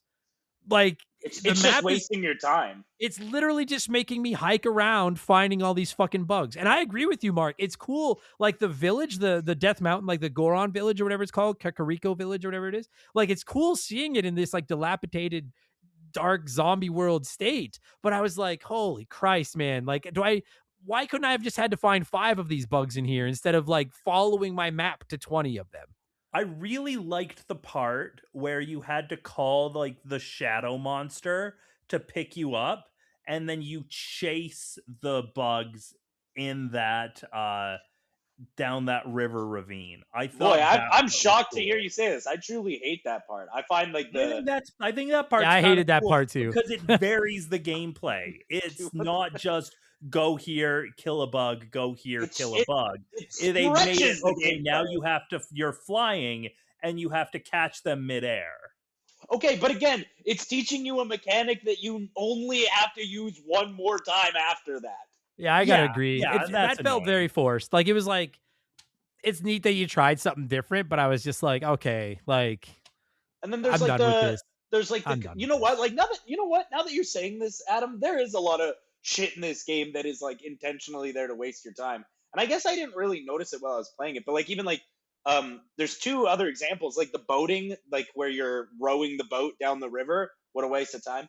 And the part where you have to go around the map with the sky rod and find all those statues. Buddy, you don't have to go down the like row the boat down the river though, do you? Yeah, I know, but you want the heart piece, so you're gonna do it. Yeah, you want the heart piece. Yeah, the boat rowing was kind of lame, but I want to get our gripes out of the way so that we can talk about all the good. So let's just do it. I agree with you, Bradley. That fucking everything to do with that statue rod fucking irritated me. It was like, find the statue, like, so you go to that. I love the part of going to that, like, you find that old Western village and have to kill the 20 bad guys in there, and it feels like an old Western shootout. And I love that part. Then that's amazing. That's great. Then the old lady gives you this like worthless power rod, and you're like, okay. Then you take it back to the Kakariko village and see the guy, and then he tells you to go and see the woman again or whatever. I don't remember. Yeah, that was crazy. I will say that they sent you away from Kakariko to the Wild West town. You go back to Kakariko, then you go back to the Wild West town, and then you go back to Kakariko. Yeah, and you're hunting these statues that are again marked on your map. So you're just like, it just feels like they're just trying to artificially expand the game. Like, yeah, you know what? I'll hear that argument. The one thing I will say is there's a way you only have to visit the old woman once. You visit her, you save the village, and then you bring out the rod, and she'll be like, "Oh, you've got this thing," and then she'll give you the book. But the game doesn't tell you that. The game tells you, "Go here, save the woman, and then then come back, and then it tells you to go back and see the woman again when you really only have to visit her once. Now, I gotta be honest with you, Mark. I played the GameCube version, and maybe it's different, but I don't think that's right. I think in the GameCube version you do got it, because I'm pretty sure I did pull out that rod the first time I went. It was like the first thing I thought to do. I'm Really? pretty sure. Because I remember having to go back the first time I ever played the game, and I think after that I've never had to go back. I don't know. Maybe I'm wrong. yeah, I definitely had to go see her twice. What is that? It's an inanimate magic rod. Like it fucking fuck. And I will to buy the game a little bit of leeway here. I'll feel the blame on this one. There's, you know how you kill the 3 or 4 dark monsters in different areas, and then you get a new warp portal that Midna can transport you to. Yeah. I missed the one that's on the other side of the one that's on the other side of the broken bridge by that lady's village. And so both times when I had to go back there, I had to teleport to like the other side of Castletown and then hike up and around because I missed the one there. And I'm like hiking around and I'm like, this is fucking bullshit. Why the fuck isn't there a portal up here by this fucking old lady's village? And then after I saw her, every time I had to see her, never had to go back there again, then I noticed the monsters and was like, ah, you fuck. So that's all. I thought you were gonna say you missed the one in the desert, because that's the one I missed. And so when I was looking around for those statues, I had to go to Lake Hylia and pay the guy to shoot me into the desert again. No, I got the desert one. Although I have to say, dude, the desert, like every Zelda game has a desert, but like I felt like I did a pretty good job exploring that desert, and I didn't find a lot of things worth my time in that desert. You know what? Oh, sorry. Go ahead, Mark. I'd say the one thing worth doing in the desert is you find the piece of broken bridge and you transport it back to the what's the bridge called? The bridge, Elden Bridge. Yeah, Elden Bridge. And then you fix the bridge, and underneath where the bridge was, there's like there's a hidden dungeon where it's a giant gauntlet, and when you get to it, I think you get a bigger wallet. I don't know. I never found that. Oh, yeah. I had no idea. I'm learning about this for the first time. Yeah, there's a giant. There's a hidden dungeon under there. Oh, also, why would you need a bigger wallet in this game that just throws money at you? Like it's nothing? Dude. So when I finished the game, I only had 2 armors, the green one and the blue one, and I kept expecting like. What I imagined toward the end of the game, the third armor was going to be was like something to protect you from like the shadows or something. Dude, the actual third armor is horseshit. I love this game. The final armor is so stupid. It's hard to get, and it's dog shit. It's worthless. I was so mad because I looked it up and saw that I did most of the steps unintentionally to get it, but I never went and saw that creepy ass little fucking sales kid in the hey man, to get we do not speak ill of Mallow in this house. I hate that fucking kid. I hate what an ugly kid. I hate that fucking kid. ugly child. But like then after I finish the game, I look up what's the third armor, and it's something where you're like protected and it uses your rupees, and then it made me like, dude, there's so many chests of rupees in this game. I finally got to the point where I would get the compass in a castle, and I was like, I don't even give a fuck that there's 4 more castles. I got what I need to get out of this fucking castle. I guarantee there probably is a heart piece in one of those 4 chests, but the other 3 are going to be rupees, and I've already got 600 rupees. I can't carry any more rupees. Fuck you. Okay, so here's where it gets annoying in the Wii U version. A lot of those chests that have rupees have been replaced by stamps for the now defunct Miiverse. Now, with Wind Waker, there was this great mechanic where you had this bottle where you could write messages and you throw them out to sea. And then you would find like messages in bottles, and it's like people had written little notes about the game. But people like me ruined it for everything, because what I would do is I would just write like really disturbing and dark things, like nothing vulgar, nothing like explicitly vulgar, but things like the judge took away my son today or something. Just something that you would not expect to be reading in this bright, cheerful game. Just like something horrible. So because of that, in Twilight Princess, the Miiverse was stamps. You could collect stamps, and they replaced a bunch of the rupees, the rupee chests, with chests that had stamps in it. And there was nothing worse. There's nothing worse than going out of your way to find a chest and then opening it, and it's just, you got a stamp. You got the Zelda stamp. Good job. Well, it's like, fuck you. Finding a this is a rupee worth 50, but your wallet's already full, so let's put it back for now. Is it much more satisfying? You know what is the worst though is that I don't know if it's like this in the Wii U version, but if you have like, let's say you have a wallet that can carry 300 and you have like 260 and you open a chest with 50, they still make you put it back. Yeah, you can't, because you can't cut off 40 of it, I guess. Yeah, like, I hated that. Fuck me. Fucking rupee. I've played, I don't know, probably 12, 13 Zelda games, and there's always chests with rupees, but I don't ever remember one with as many as this one had. It was insane. Nuts. It's insane. Well, it's because you're working towards the final armor, I think, is the idea, because they wanted to give rupees a value, like a reason for you to collect rupees. Because one thing, I love Ocarina of Time. But there comes a point in that game where there's no point to collecting rupees anymore. They're functionally useless about halfway through the game. But in this game, it's like 10% through the game they become functionally useless. Now, I will say that it was a bad solution, but at the very least, this game tried to find a solution for what to do with all the rupees. And it would give you an armor that ate your rupees, and it made you invincible for like a minute. And the only pro I can come up with to the nonstop chest of rupees were when I did open one that had a heart piece in it, I felt like I just won the fucking lottery. Like, I was like, yes, fine. I knew one of them would be good. Hot damn. Thank God it's not rupees. Yeah, it was a big thing. Okay, listen, we're at almost 40 minutes. I knew this was going to be a long one. There's a lot of good. Like, I know there's a lot of good I want to talk about. So, like, do you guys have anything else that you really don't like about the game you want to get off your chest? Because then we'll go to break and then we'll come back and be more happy. I got one thing, and I think that this thing might stem from the fact that I'm a huge Zelda fan, and that is, actually, no, I'm sorry, I have two things. Number one, they made this giant overworld in this game where you had all your familiar, like your Hyrule Field and the desert, and I think you kind of touched on this earlier.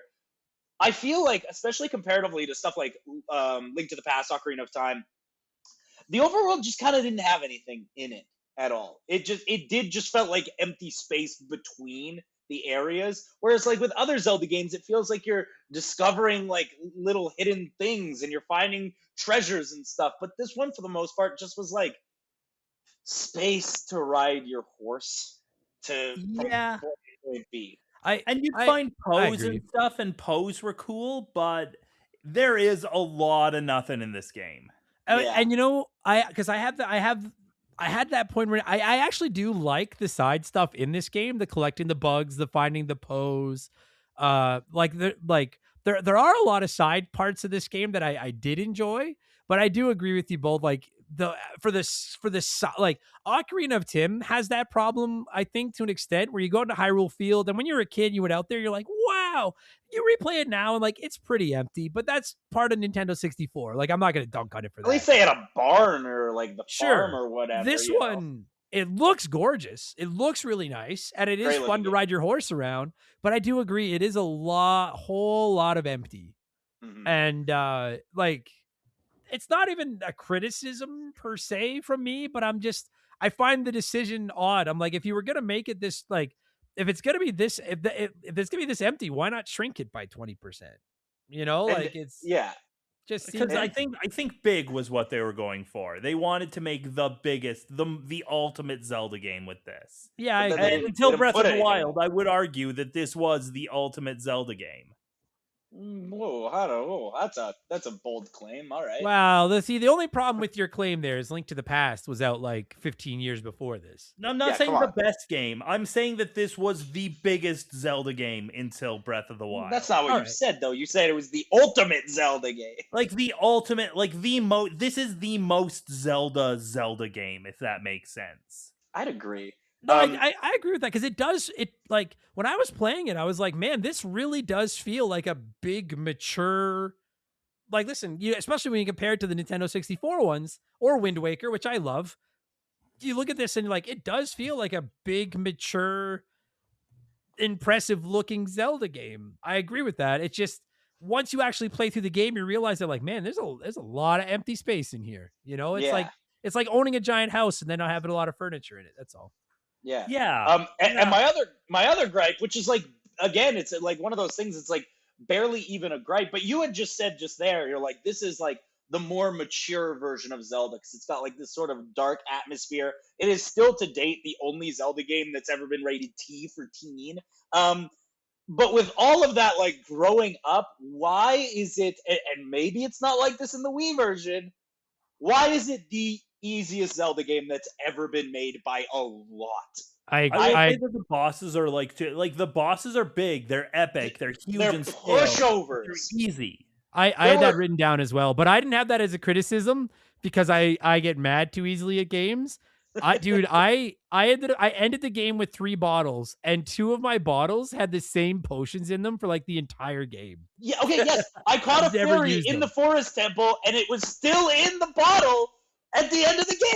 Yeah, never used them. It is a very... I'm glad it wasn't just me, because I found that too. Like, I was like, there's no way I'm just that good. This is a very easy video game. Really, really easy. I would have bosses, like, I would say between the 4 Ganon fights, I had, like, 4 hearts of damage in total.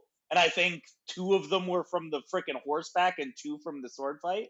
And there were some boss fights, like, I think the skeleton, I don't think even hit me once. And the one in the Snow Peak ruins where it's, like, the giant ice head that's, like, slamming down, I don't think it hit me one single time. But to Mark's point, I think the bosses are awesome. Like, they're so big and cool. They're awesome. They're just pussies. Yeah. Like, when one does hit you, it takes like a quarter of a heart. I was like, you're not even trying. Like, hit me a little bit. Yeah. Mark, did you find it easy too? They were cinematic. And that's what they were going for. I just wish that they were a little more challenging. Yeah. Maybe it's like if they wanted to reward you and not frustrate you for getting to the end of the But if I'm being honest, I think the hardest boss in this entire game is the second boss, the big Goron that you have to trip. I think that's the hardest boss in the game. I found him hard too. One of the hardest bosses in the game is the first one. Yeah, you don't have any hearts yet. And like, it's a bit of a weird mechanic on that first one, trying to figure out how to get the boomerang to hitch onto the bomb and then hit your target. Yeah. Like, I got to the point where I was fighting these bosses and I was so unworried about dying or having to use a fairy that, like, I started to focus on, like, can I do this without getting hit? And most of the time, like, yeah, I could. I like to think they made it easy because they knew a lot of people were going to be playing it on the Wii and they were like, this fucking control sucks, so let's make it so they can't fucking die. That must be it. Like, that really must be it. Because I did find it easy. Although, sorry, because we are going to go to the break here in a second. I will say on the note of the Wiimote, because if I don't give it credit, I'll have done it a disservice. I will say pointing, like your bow and arrow, your hook shot with the Wiimote is actually pretty tight. Like, I'll give it... I hate the Wiimote, but it's just like I hate playing games with mouse and keyboard. But credit given where it's due, aiming with a mouse is a lot easier. And aiming with the Wiimote is Skyward easier. Sword as well, yeah. Yeah, I'll give it that. Mark, stop trying to give Skyward Sword props. Nobody's here for Skyward Sword. I dig Skyward Sword. I will say on the record that I like Skyward Sword. See, a lot of people hate Final Fantasy VIII, and I think Final Fantasy VIII is awesome. So I'm wondering if I like you Skyward don't. Sword. You do not think Final Fantasy VIII is awesome. Final Fantasy VIII crazy. is awesome. You're fucking crazy, dude. What are you talking about? Mark, do you have anything else you want to gripe about before My we go to break? I don't like that you can only get pose at night, and that there's no way to change it from. I never noticed that. I didn't even notice that. Yeah. You can only get pose at night, and it's annoying, especially because most of the time you're not really out there looking for them. But if you are looking for them, you have to wait for it to be night, and it's stupid. Do you know what the reward is, Pat? Because I got the 20 pose and got the bottle. You don't need to pass that. After that, like if you make Giovanni a full person, he gives you 200 rupees. It's stupid. Are you kidding me? Oh, buddy, if I had gone out looking for the rest of the pose and gotten that, I would have killed the man myself. Zelda games are notorious for making you 100% a side quest just to give you something stupid. What do you get if you catch all the girls' bugs? A bigger wallet. Oh, because it goes up. Well, but like 600 was enough. 300 was enough. I got it. Yeah, I got it up to 600, and then I was like, all right, I'm good. Other than spending the grand to fix the bridge, I never spent it on anything. So, all right. Let's take a break. Let's let a sponsor in here peddle their wares. I'll play an old commercial. When we get back, there's still a lot of things I really like about this game, and I'm imagining the brother McCues feel the same. So let's be nicer to Twilight Princess. Remember, the game will return after these messages. Did you see the latest Nintendo newsletter? Whoa, nice graphics. I'd like to get my hands on that game. You mean you haven't played it yet? We can play it on my Nintendo Entertainment System. It's the Legend of Zelda, and it's really rad. Those creatures from Ganon are pretty bad. Octoroks, Tektites, levers too. But with your help, our hero pulls through. Yeah, go Link, yeah, get Zelda. Awesome. Intense. The Nintendo Entertainment System. Your parents help you hook it up. The Legend of Zelda sold separately. Hey hot dogs, Alienware's back to school event is the perfect time to score top gaming gear with incredible features and Intel Core processors to go beyond performance. You can save big right now on gaming desktops, gaming laptops, and so much more. Start your Alienware journey with the Alienware 15 gaming laptop featuring Intel Core processors. Smoothly game, live stream, and multitask for hours and hours on end. Make every game you play through your own with customizable Alien FX lighting across your Alienware ecosystem, creating your very own gaming profile and more. And they've got everything you need to make your silky smooth gaming experience even better by adding immersive visuals and sound, because you're saving on sleek Alienware monitors, headsets, and so much more as well. This limited time sale awaits you now at alienware.com/deals. That's alienware.com/deals.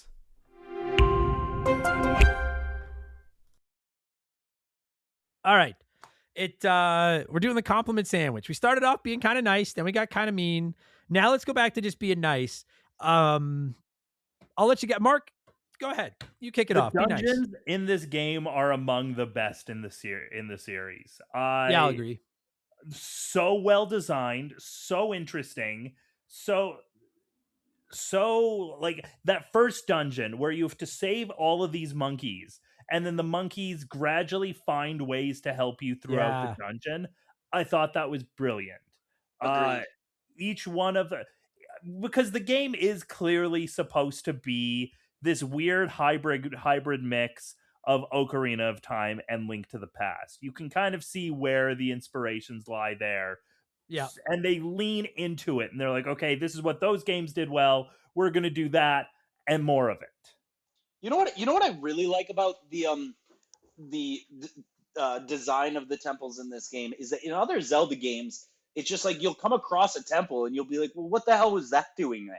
You know, like you'll come across like in Link to the Past, you'll find like the big temple in the desert, and you're like, well, what was the actual purpose of that? But everything in this game feels like a real thing that would exist. Like you go to the mines, you go to the Arbiter's grounds, which is like an ancient temple that they actually use for like a specific purpose to like banish people. You go to the Yeti's house. The Yeti's house, which is like maybe one of my all-time favorite. It's such a great dungeon. It's such a good dungeon where you're just in the Yeti's house. I love that one. That was the one I had written down.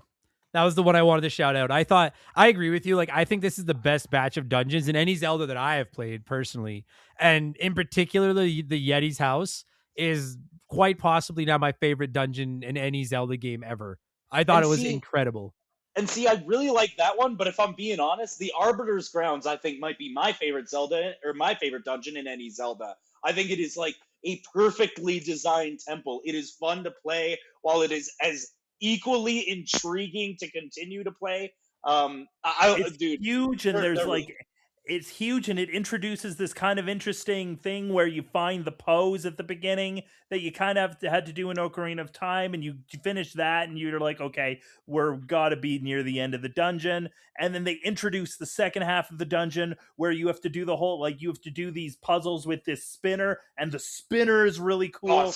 Spinner's I sick. think the Arbiter's Ground that's probably, like, I agree with Brad. I think that might be the best dungeon in any Zelda game. But also then the Yeti's house is They're back to number back. 2, because you have this amazing, you go to this mansion and you don't even realize you're in a dungeon at first. You think you've just met these characters and they're kind of guiding you throughout their house, and you kind of come to like these characters by the end of the dungeon. Agreed. Yeah, it was awesome. I loved. I think I like. There's genuinely like, even like, my favorite Zelda has always been Link to the Past, and probably always will be. But I hate the ice dungeon in Link to the Past. It's like the one part of the game that when I get there, I'm like, all right, let's just fucking get this done with, and I can go back to enjoying this game. Like, I hate that fucking dungeon. I genuinely don't think there was a dungeon I played in this game that I hated, and I because they were, for as easy as the combat and for as easy as the bosses were, the dungeons were like not. I'm not saying they were like Dark Souls tough or anything, but the puzzles in them were not like as easy as a lot of Zelda. Like, the puzzles were really good, and they were so originally done. Like you said, the monkeys are following you around. I love the sky temple where you're like up in the sky, and it's like clearly birds have taken over this place, and it's kind of falling apart, and you get the double hook shot, and you're swinging hooking around like Spider-Man. Like, it's so sick. The Yeti's house, like, shot was a cool, because I had no idea what to expect the first time I played that dungeon. I opened up the chest and it said, "You have got another claw shot," and I was like, "But I already have one." What the hell is this? You get the double, so this makes it the double claw shot, and then it kind of dawned on me like, oh, this is cool. And then the dungeon ends with you fighting this giant dragon in the sky, just Spider-Man, and it was like so cool. And the only word, and it's such an overused word, but it's such an epic game. I agree. I agree. There's so much I like here. I will say, Adam said a moment ago, there isn't any dungeons he doesn't like. There is one. I do have one that I have gripes with, and that is the Temple of Time. And the reason I don't like the Temple of Time is that it is like 9 floors. You go all the way to the top, and it's just like a normal dungeon. It's just linear all the way to the top, and then they're like, now go down to the bottom, but you're babysitting this time. Yeah, you know what? I was going to bring that up because do the same dungeon again. I like the Temple of Time. I like the Temple of Time just as a Zelda fan. Just that moment where you realized you got to explore the Temple of Time. But you're right. You go upstairs, you go downstairs. That's the dungeon. And it's really easy to miss the boss key in that one. And then you're like, well, son of a bitch, where did that go?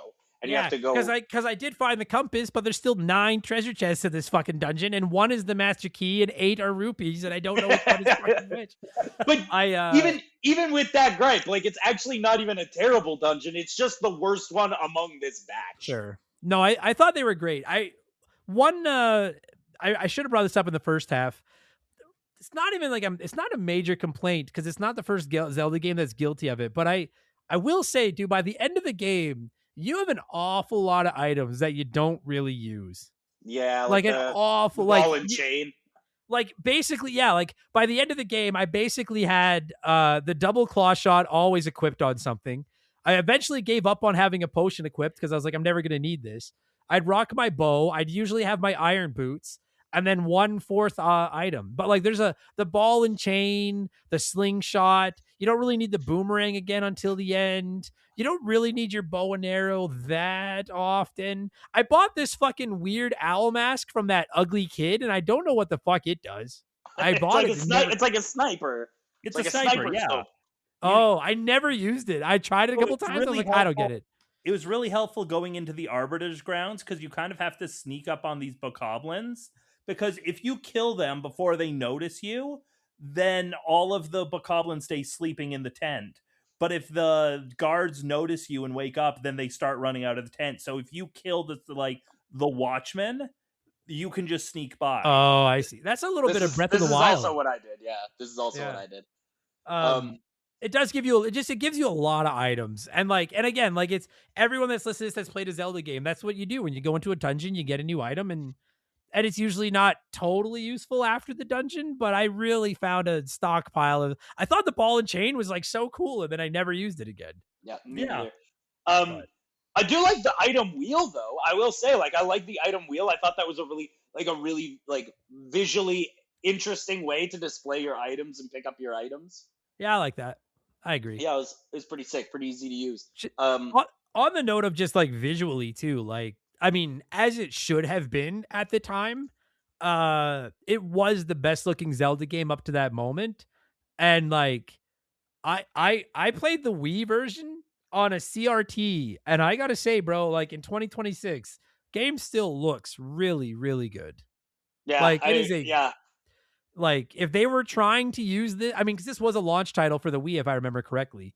If they're trying to show you what, hey, this is what our new console can do, like sure, I can argue against the controls and stuff, but like like this is, and coming off Wind Waker, which I know was a little bit of a polarizing game, which drives me crazy because it's still my favorite 3D Zelda. I love Wind Waker. I loved that game. It's a good choice for favorite 3D. Because I love the art style so much of Wind Waker, but I know some people didn't like it. And then you look at this and you're like, I think this is as cool as Link has ever looked is in this game, at least up to this point, up to Twilight Princess, at least. Well, and the reason I would say even still, it was a response to the negative criticism of Wind Waker, because originally they were making Wind Waker 2. That was what they were planning for the next game. And then Nintendo of America kind of went, hey, people didn't really like this.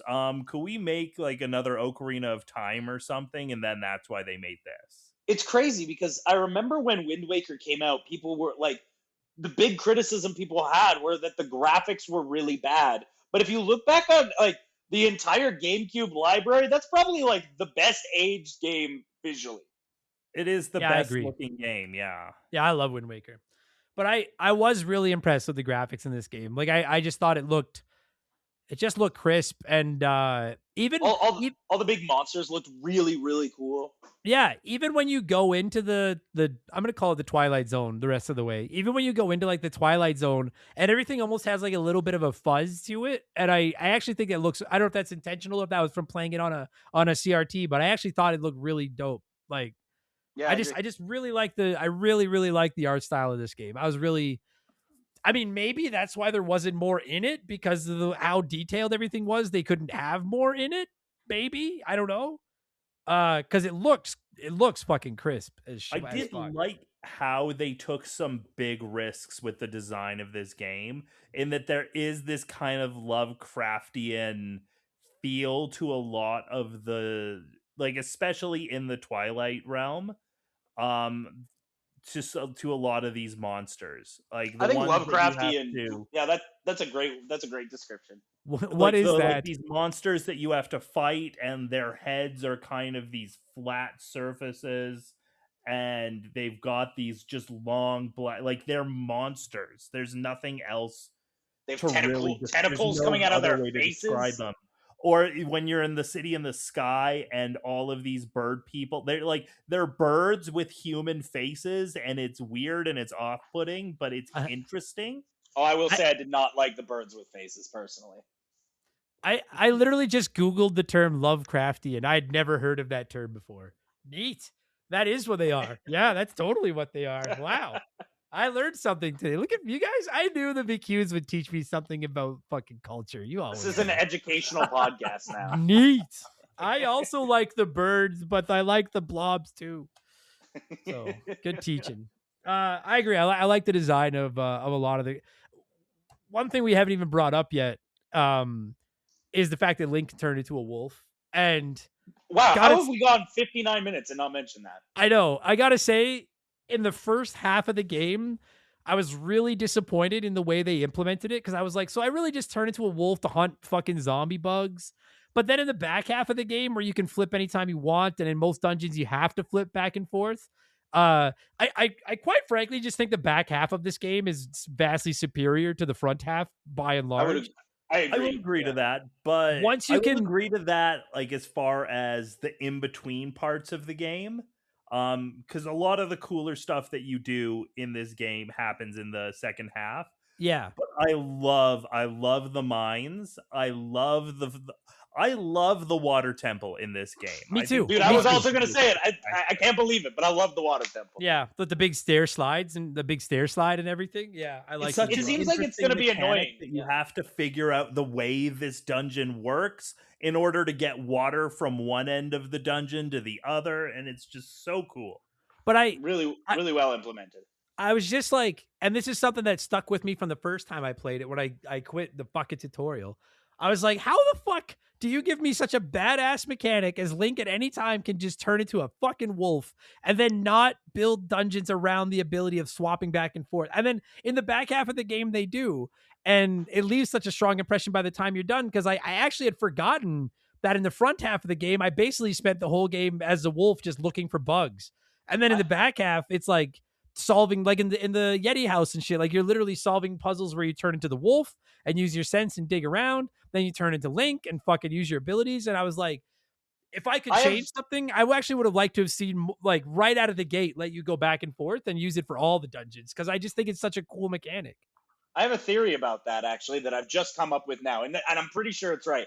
I would wager that they were just making like a big Zelda game in this engine, and they came up with the ability to turn into a wolf like later in development, and they were like, well, we've already designed 3 temples that we don't want to scrap, even though we've come up with this new sort of like functionality for the game where you can turn into a wolf, but we don't want to get rid of these temples. How do we keep them in?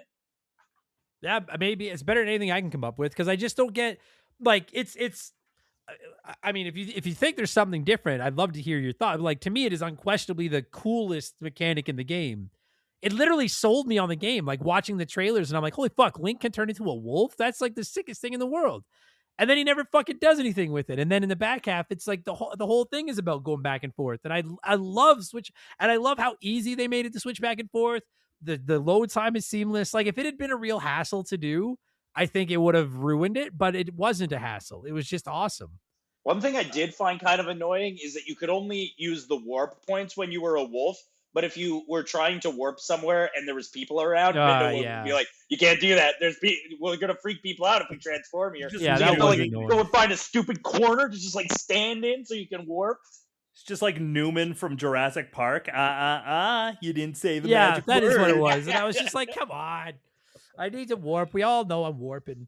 But I did. I love the wolf mechanic. I love the howl mini game to unlock the sword abilities, but I have to say I'm very bad at howling. Yeah, it would take me some time. I struggled pretty mightily learning my howls. Because they started really simple. They started with, I think it was either Epona's song or Zelda's Lullaby. Very, very simple. Do, do, do, do, do, do. And then by the end of the game, it's a lot more complicated. And I like the way that they ramped up the difficulty of that. But it was never a really engaging mini game. It was just kind of a cool way to unlock these new sword techniques. Yeah, it was. Do I just suck? Or does it not give you the whistle to blow your to call your horse? That's the clip. Till the end. That's a very different game. Yeah, why doesn't it give you the fucking?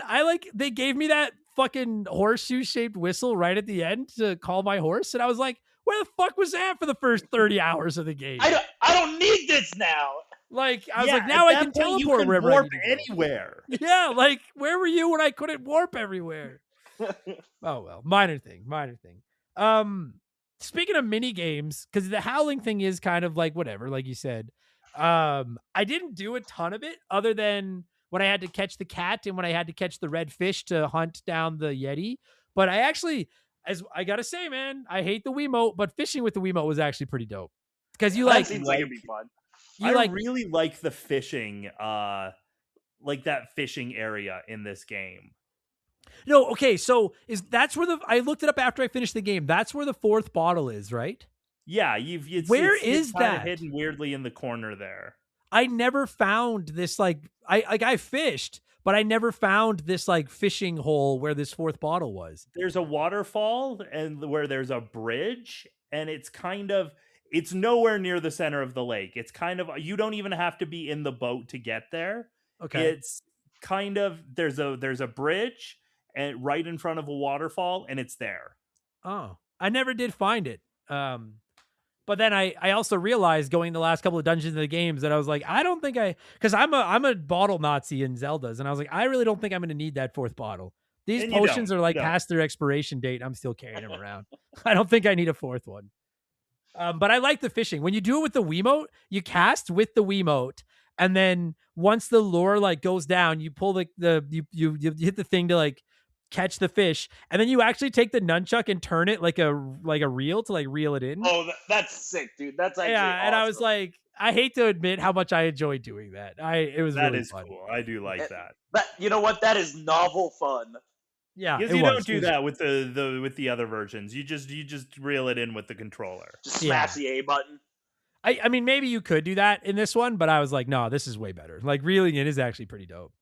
So I liked that. I'm trying to think what else there was for mini games in this one. There's like the collecting the bugs, the collecting the pose. And you know what? I really do like going down the river in the boat to get the extra bomb bag. Oh, I never got the extra bomb bag. Me neither. No, they give you an extra bomb bag, and you have to go with them down. Like you have to go down the river in a boat and clear out all of the boulders with bomb arrows. Did you guys ever use like the 3rd kind of bomb that was like the worst thing ever, where it was like the bugs? Once I got the water bomb, I just never got rid of the water bomb. Oh my god, dude. I have 1 bag of water bombs and 1 bag of regular bombs.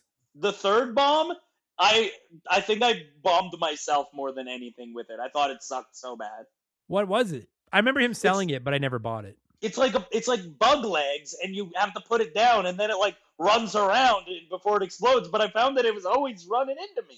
Oh, so it's like Bombachus, but they suck. That's what I was gonna say. Like the mouse bombs. Yeah. Yeah, they didn't really seem to have like a predictable pattern of where they ran. It was just kind of at random.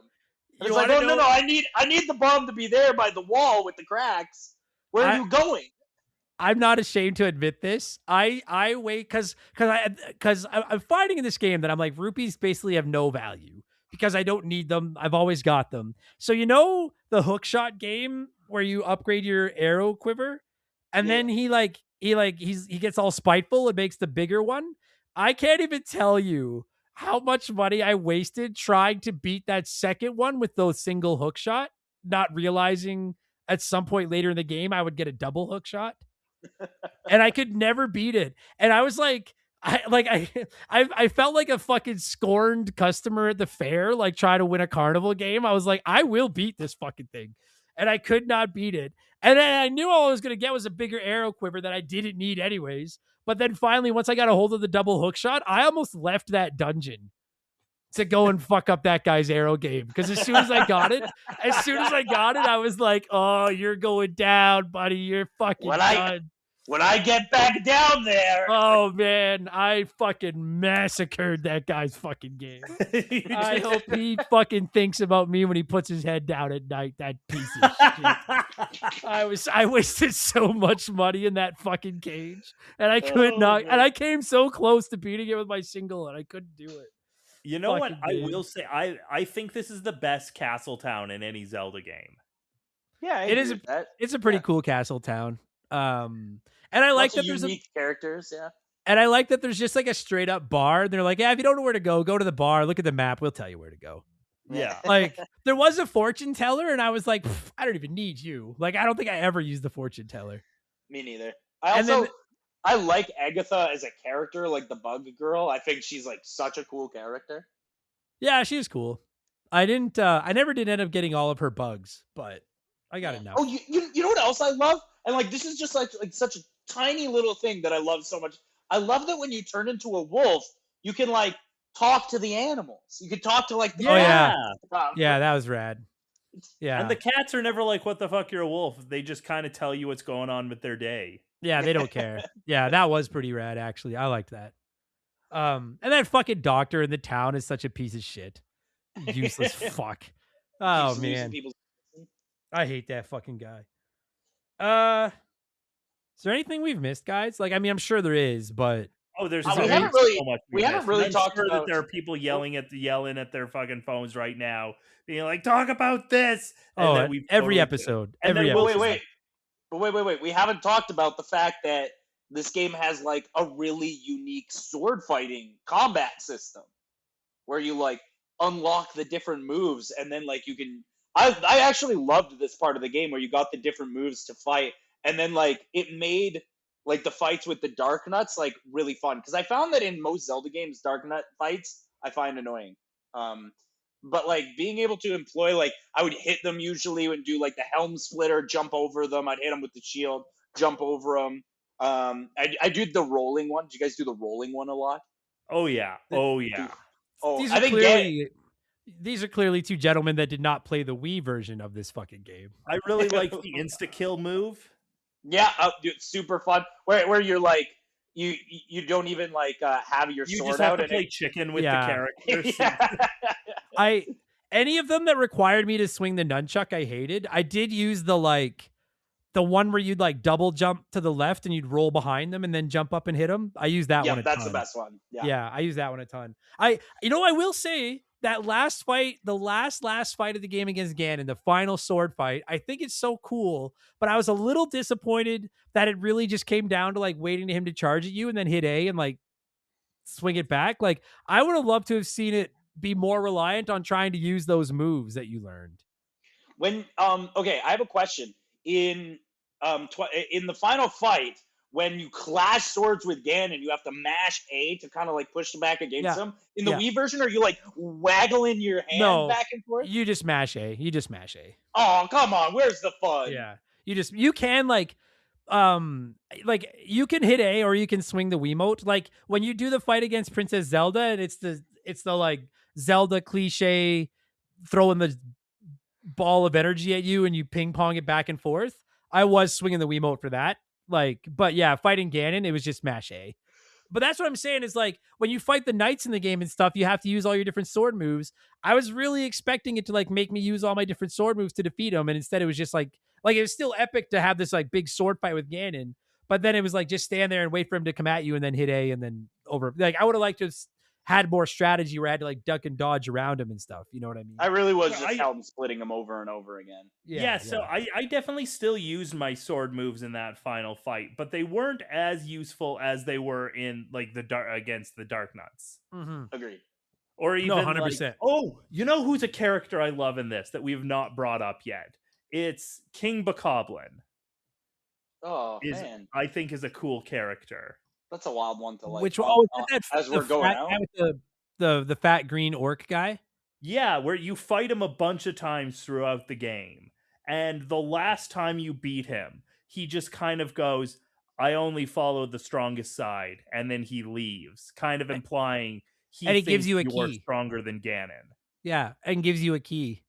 Yeah, like he's like, "You've earned my respect." I like that too. Yeah, it was like he literally like he went like respect and gave you the key. I was like, fuck yeah, respect. I also don't think we've mentioned this yet, but really quickly, I also think Zont rips. I think that's a really cool villain. I think his bird mask is stupid, but I like him. No, I like the bird mask. I don't like when he takes the bird mask off and he's got that big ET neck, but I think he looks like a derpy chicken with his mask on, but I do that's like the whole him. Point of Zant is he looks intimidating throughout the whole game, and then once you take his mask comes off, you realize, oh, this guy's a loser. This is the guy. Oh well, this guy's a bitch. I like that when you have your like last fight with him. I'll just admit it. I didn't realize that he was taking you back to the old temples and you had to use your item from each temple. I could not figure out how to beat his first form. And then finally I looked it up. And as soon as I realized we were back in the forest temple, it was like, oh, the boomerang. Yeah, you know what? That took me a bit too. I remember I even had to ask somebody, hey, how do you fight Zant? And I could not get him. Yeah, I couldn't figure it out. I'm like, what the? Well, that doesn't fucking help me. I will say for like a game that I said like all of the bosses are extremely easy, I would say Zant is where I had like the most amount of struggle. Not a lot, but like the most amount. Yeah, me too. Because I just couldn't figure out what to do. Like, but it was once I figured it out, it was pretty rad. Yeah. Yeah. Well, it's all downhill once you figure out that first thing. But yeah. But I thought that was a really telegraphed that a little better. Nah. I don't know. I don't know. You know what? I see. The problem is that every time a video game stumps me with something, every single time I am instantly going to like, well, nobody's ever figuring that out. That's so fucking stupid. And then in hindsight, when I think about it, I'm like, oh no, I probably could have figured that out. But I'll never give the game the satisfaction. Like in my mind, if your puzzle stumped me for more than 10 seconds, that's fucking stupid. Nobody ever would have solved this fucking stupid crap. So yeah, I'm torn. games are either too easy or they're bullshit. Yeah. Like, where the fuck was Atreus to fucking be walking around telling me what to do after 3 seconds like he does in those games? But yeah, once you cracked it, I thought it was pretty rad. So I did like him though. I thought it was just cool to have like a different, like, again, to go back to where we were an hour and 15 minutes ago. I still don't fully, I mean, I get the gist of the story. I couldn't, if someone asked me to explain the story to them, I probably couldn't. I get the gist of it. I don't love the way they told the story in this game, but I do appreciate that they tried to tell at least somewhat of a different story. Yeah.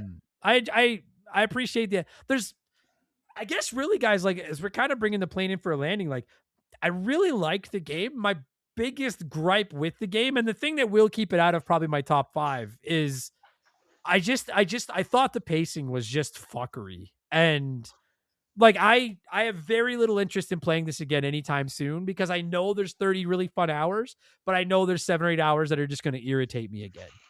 You know, and that's my biggest gripe yeah. with it. Now, here's the thing.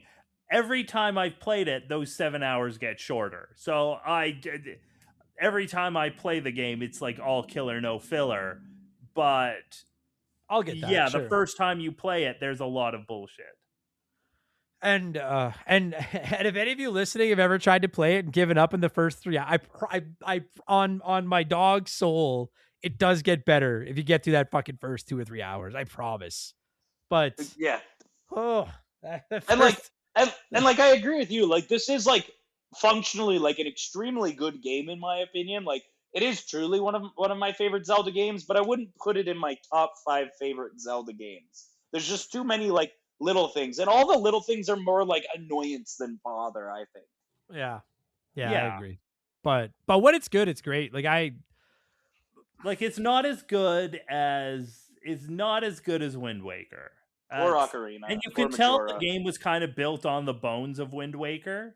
It's not quite as good as that, but I would say I think it's better than Ocarina of Time. No, that's crazy. No, that's insane. At the very least, Ocarina as we know it now. Don't get me wrong, I will defend Ocarina to the death. I love that game. Yeah, we'll see how you're. There are definitely things that didn't age well about that game. And there's less things in this game that I felt aged poorly. I would go 3DS Ocarina of Time, then Twilight Princess, then Nintendo 64 Ocarina of Time. Okay, I'll hear that argument for sure. I'll take it. That's where my disdain for that game began, was I just hate playing it on the 64. When I finally played the 3DS version, I was like, I get it now. This all makes sense. And now I like that game. I fucking hate the 64. Take the iron boots on and off with ease. I hate playing it on the 64. Like, most of my favorite Zeldas are 2D. Like, the only 3D Zelda in my top 5 is Wind Waker. And then it's all 2D, because I just like 2D games. Same with Mario. I like 2D games better. I do like it in your top 5. Pardon me? Is Minish Cap in your top 5? No. Damn it.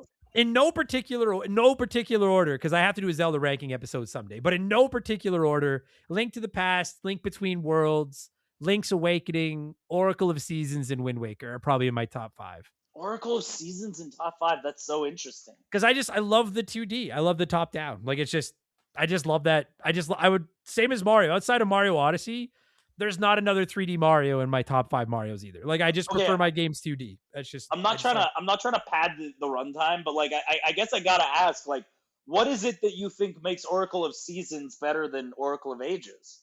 I've never played Oracle of Ages. Oh, okay. Because I find those games like really incredibly similar. Yeah, I do think Seasons is better. I do think Seasons is better, but like they're really close. Yeah, that's the only one I would never be able to play Ages without Seasons, because they are kind of part 1, part 2 of the same thing. Yeah. Well, I did it the other way. I did Ages and Seasons. It doesn't really matter what. It doesn't, because you can play either one first, and then and then you get all the leads to the final. same ending.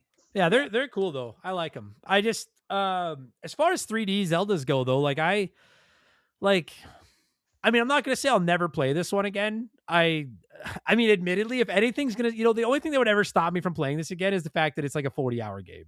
And I'm like, there are so many games that are 30 plus hours that I would love to play again that I probably never will because of time. Yeah, that's fair. Yeah. But I enjoyed it. I just my only real gripe with this game is its fucking pacing. Like it starts so fucking slow and then it has moments. I'm so glad that once you finish those first 3 dungeons, there's no more looking for those stupid spirit drops, and then they start letting you go Link to Wolf anytime you want. Like to me, the game goes from like mid to very good once that shit stops, and you just get into playing Zelda as a Link with a wolf, as a wolf. Like it's to me, like the back half of the game is just so superior to the front half of the game. Yeah, Agreed. yeah. I will agree to that. And like, thank fuck it ended strong, because I was like, man, I'm working on those first few games, those first few dungeons, and I was like, fuck, this is gonna be an ugly fucking review. This is gonna get me in so much shit. But the back half fucking fixed it. I was like, that's dope. I really like the moment, and it's before you do the second dungeon, where you get back to town after getting the iron boots from the mayor, and you have to. Colin gets kidnapped by one of those by like that horde of bokoblins, and you have to go chasing after them, and you're fighting them on the horse, and then you have this really cool, well, a little bit difficult to figure out, but really cool joust fight with King Bokoblin. I thought the joust is awesome. Yeah, I like that. Yeah. There's so many good things about this game. I think for everything that's really great about this game, it is kind of supplemented with something that's kind of obnoxious. Yeah, I'd say it's like, I think the good outnumbers the bad like 2-1. Agreed. It's just the Yeah. bads annoyed me. So Yeah. Great game though. Great game. Yeah. Yeah. Are we good? Mark, you got anything left? You good? Yeah, I think I got her covered. All right. I do have an idea for a scoring system, but I always offer it to the guest. If either of you has an idea, by all means. Otherwise, I'll score. I'll come. I got one. Now, hit me Okay, with it. Yeah, All right. I got nothing. All right. Then how about I didn't get them, but there's 24 bugs. So and I really like that mini game of collecting the bugs. That is like the polar. I hate collecting the zombie bugs to open the dungeons. I love collecting the bugs for that weird chick that lives by herself in the town with the bugs. So Agatha. So let's go out of 24 bugs. I'll give it 22 bugs out of 24. Poof. Now that's the Wii U version. That's the Wii U version. I will make that clear that is the Wii U version. I played the GameCube version, and I'll echo that. I'll give it 22 bugs for the GameCube version. I cannot get that high. It's good, but I can't. Maybe if I had played because I love the GameCube. Maybe if I'd played the GameCube version. Because 22 out of 24, that's a 91. That's a good A+ there. Yeah, it's good. It's good. I'll give it like 20. I'll give it 20 out of 24. I really liked it. I did think it was very good. Like if I was giving it a letter score, it'd be like a B+, A-. I thought it was good. If I could take out like the small portions I didn't like, I'm probably getting close to that score with you guys. Like there was a lot more about it I did like than I didn't, but the stuff I didn't really left a stink in my office. Like it really. The stuff I hated, I really hated. Grant that those first 3 hours don't make a good first impression when it comes to this game. But then by the end of the game, you kind of go, oh, okay, so it was so like you start here with these menial tasks, and then you're fighting a dragon in the sky, in like a tower in the sky, and it's amazing. Yeah. It's like an epic journey. I fully understand what a homer this makes me look like. I fully am aware of that, for the record. But I'm frankly shocked that a game with Shigeru Miyamoto's name on it got out the door with that fucking opening in it. Yeah, like, you know what? I will give you that. Like, the dude has such a great reputation. I just don't understand how they were playtesting this game and didn't. Like, I guarantee you there are people out there that, like I did back in the day with the Wii, that never even got through that first few hours. They're like, what the fuck? This sucks. Like, and there's a great game behind it, but that it is really fucking slow. The man. only justification I could possibly think of for that opening is they have you doing menial, everyday, boring tasks just to make it feel more fantastic When you're fighting a dragon. when you're fighting these giant monsters. I mean, you're not. But it really, really stresses that, hey, you work on a ranch and you herd goats and we're going to make you do it a whole bunch. You're a chore guy. You're doing chores for the town. I'm not throwing your theory out, but you and I know a really shit comedian in Edmonton who used to teach a comedy class, and one of the lessons in his shit class was if you have a joke that isn't working, write a worse joke and tell it before that one, and then that one won't seem so bad. He did not. There's no way. There's no way a real comedian said that. That's insane. Paul Sveen did, but Paul Sveen also wrote a book and then put it out to print and spelt the title wrong on the cover. Angle's Claw. Yeah. There's I thought we were gonna dance around the name and you just dropped it. So. Yeah, I don't give a fuck. There's a comedian here in Edmonton who wrote a book called The Angel's Claw, and when he published his first run, he spelt it Angle's Claw on the cover. Screw it. We got this guy's home address. Drop it on the podcast. I fucking don't. I fuck Paul Sveen. I went on the road with him once, and I got into his car, and he just dropped the book in my lap, and he just started telling me everything that happens in the book beat by. First time I've met the guy. Like, we don't, most road trips where you don't know the person, you kind of like ease in, like, sports, nah, video games, nah, I don't know, like 90s television. Yeah, that's kind of where we'll meet in the middle. Like, this guy just went right into me. He's the fucking worst. I had to do a gig in, sorry, everybody, we'll end the show, but I had to do a gig in Cranbrook with him once. And we got snowed in. There was the most epic blizzard they'd ever had there. And I was like, dude, we're not driving home through the fucking Black Crow or whatever, Crow's Nest Pass with that shit. Yeah. And he's like, oh, I'm fucking going. And I was like, well, good luck. I stayed in Cranbrook for 3 days in a motel and then flew out. He got snowed in Crow's Nest for a week. That fucking idiot. And he sucks and I hate him.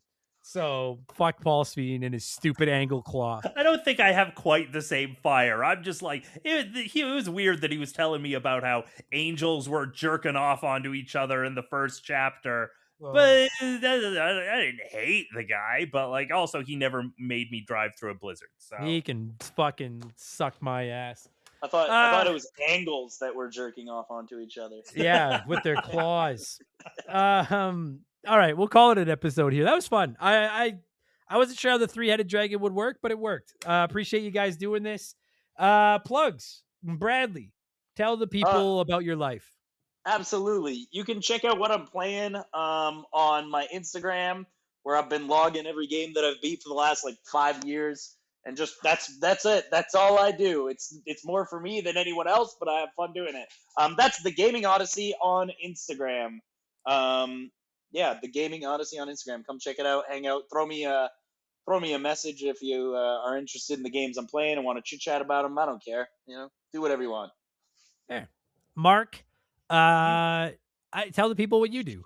You can catch me on TikTok. I'm usually there yelling about what I think about the world. You can find me at Bark McCue. God, he hates him. He hates Albertan politics. Fuck. The fucking Alberta. Yeah, go follow Bradley and Mark. They're frankly both more active on social media than I am. So people follow me and I feel bad because I'm a useless fuck on I fucking hate social media. Almost as much as I hate Paul Sveen. Almost as much as I hate the intro to Twilight Princess. Almost as much as I hate the Wii. It's all fucking hate. Where is Mario is missing on this kind of scale? It's the center of the spiral. Mario is missing is the bane of my existence. I think my eye is lazy because as a child I tried to escape playing Mario is Missing.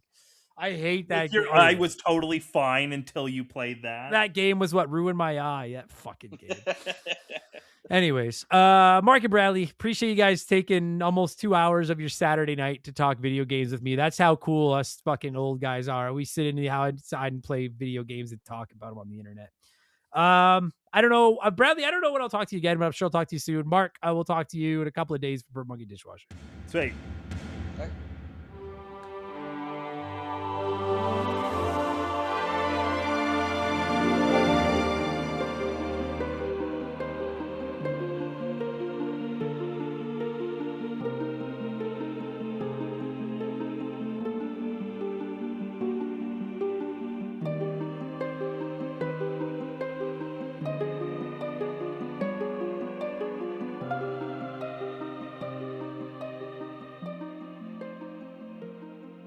And that is going to do it for this week's episode. Bradley and Mark, thank you both so much for giving me a call and talking some Legend of Zelda. I really had to twist both of their arms to get those guys to come on the show to talk about that Zelda series. But thank you both for taking the time to talk to me. And of course, thank you to you, loyal listener, for listening to the show. Because if you're hearing us, you decided to go with us for your retro gaming needs. And if that is the case, we appreciate it. Because I know there's a lot of retro gaming shows out there you can fly with, and you flew with our airlines.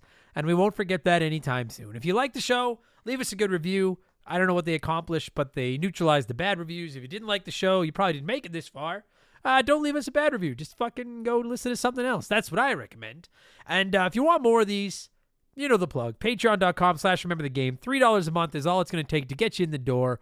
Hundreds and hundreds of bonus podcasts waiting for you the second you signed up, including all 381 Remember the Games ad-free, time-stamped, ready to go, with new episodes every single week. It's good times. I don't know what else to release to plug. Check out Mark and Bradley's socials. There's links in the description of this episode, assuming I remember to put them in there. Leave us a good review. I got Patreon. Oh, yeah, I'm on Twitch. When I can. Once or twice a week. Seems to be the norm these days. Twitch.tv. You know where Twitch is. Look for Member the Game on Twitch. Not Remember. Member the Game on Twitch. And I think I'm good. I'm going to do my shout-outs to the patrons and call it an episode. Appreciate you all listening. Thank you so much. We'll be back 7 days or so from right now with episode 382, where we'll be talking Mega Man 5. My quest to cover every Mega Man game continues, all right? Take it easy, everybody. Appreciate the listen. Talk to you on the next one. Cheers. So long. Goodbye. Remember the Game is brought to you by our Patreons. I couldn't puke up all the content I churn out every week without all of your support. The following people are the senior executive vice president level or higher at patreon.com/rememberthegame. And as such, I'm contractually obligated to say your name as quickly as I can. So we'll go reverse alphabetical order based on your email addresses this week, because I find this to be the most difficult one. A huge thank you to Remember the Game Hall of Famer, Slick Motherfucking Rick, Zach Shepard, Queer Al Yankerdick, Zane Donovan, the okayest of Muffins, Mizuru, Mopey36, Carl Nagarl, Santiago Ramos, Skia Pup, Darth Skywalter, Will, Earl, Self High Five, Wolfgang Darren, Dean Donium Works for Me, Rush's Dog Walker, Lord Long Rod Von Hugendom II, Wolf Magic 21, Penguin Milk, Because 19, Armin Tamzarian's Copy of Swank, Conebread, Mr. Jabroni, Travis Sanders, Quiet Place Queen, Fuzzy 99, Beers of War, Hooley, Doogie, Timothy Sabrinsky, Bart Fokker, Thomas Smith, Tadpole, Mike Maloney, T-Bear 87, Scary Terry, Captain Black Silver, Daniel Montgomery, Dildo Want a Hookshot, Spooky Dookie, Saxophone, Squint, Sour Goat Face, LaShawsome Sauce, Scotty J, Jimothy Shoeboxers, DBXJ, Timmy the Exuberant Turtle, Erotic Onion Ring, Steve Dalk, Captain Asbury Juice, Scott Brooks, Retro Riders Podcast, Flitty123, Storm Beagle, Sam Carpenter, Squeak Nuts, Rusher 84,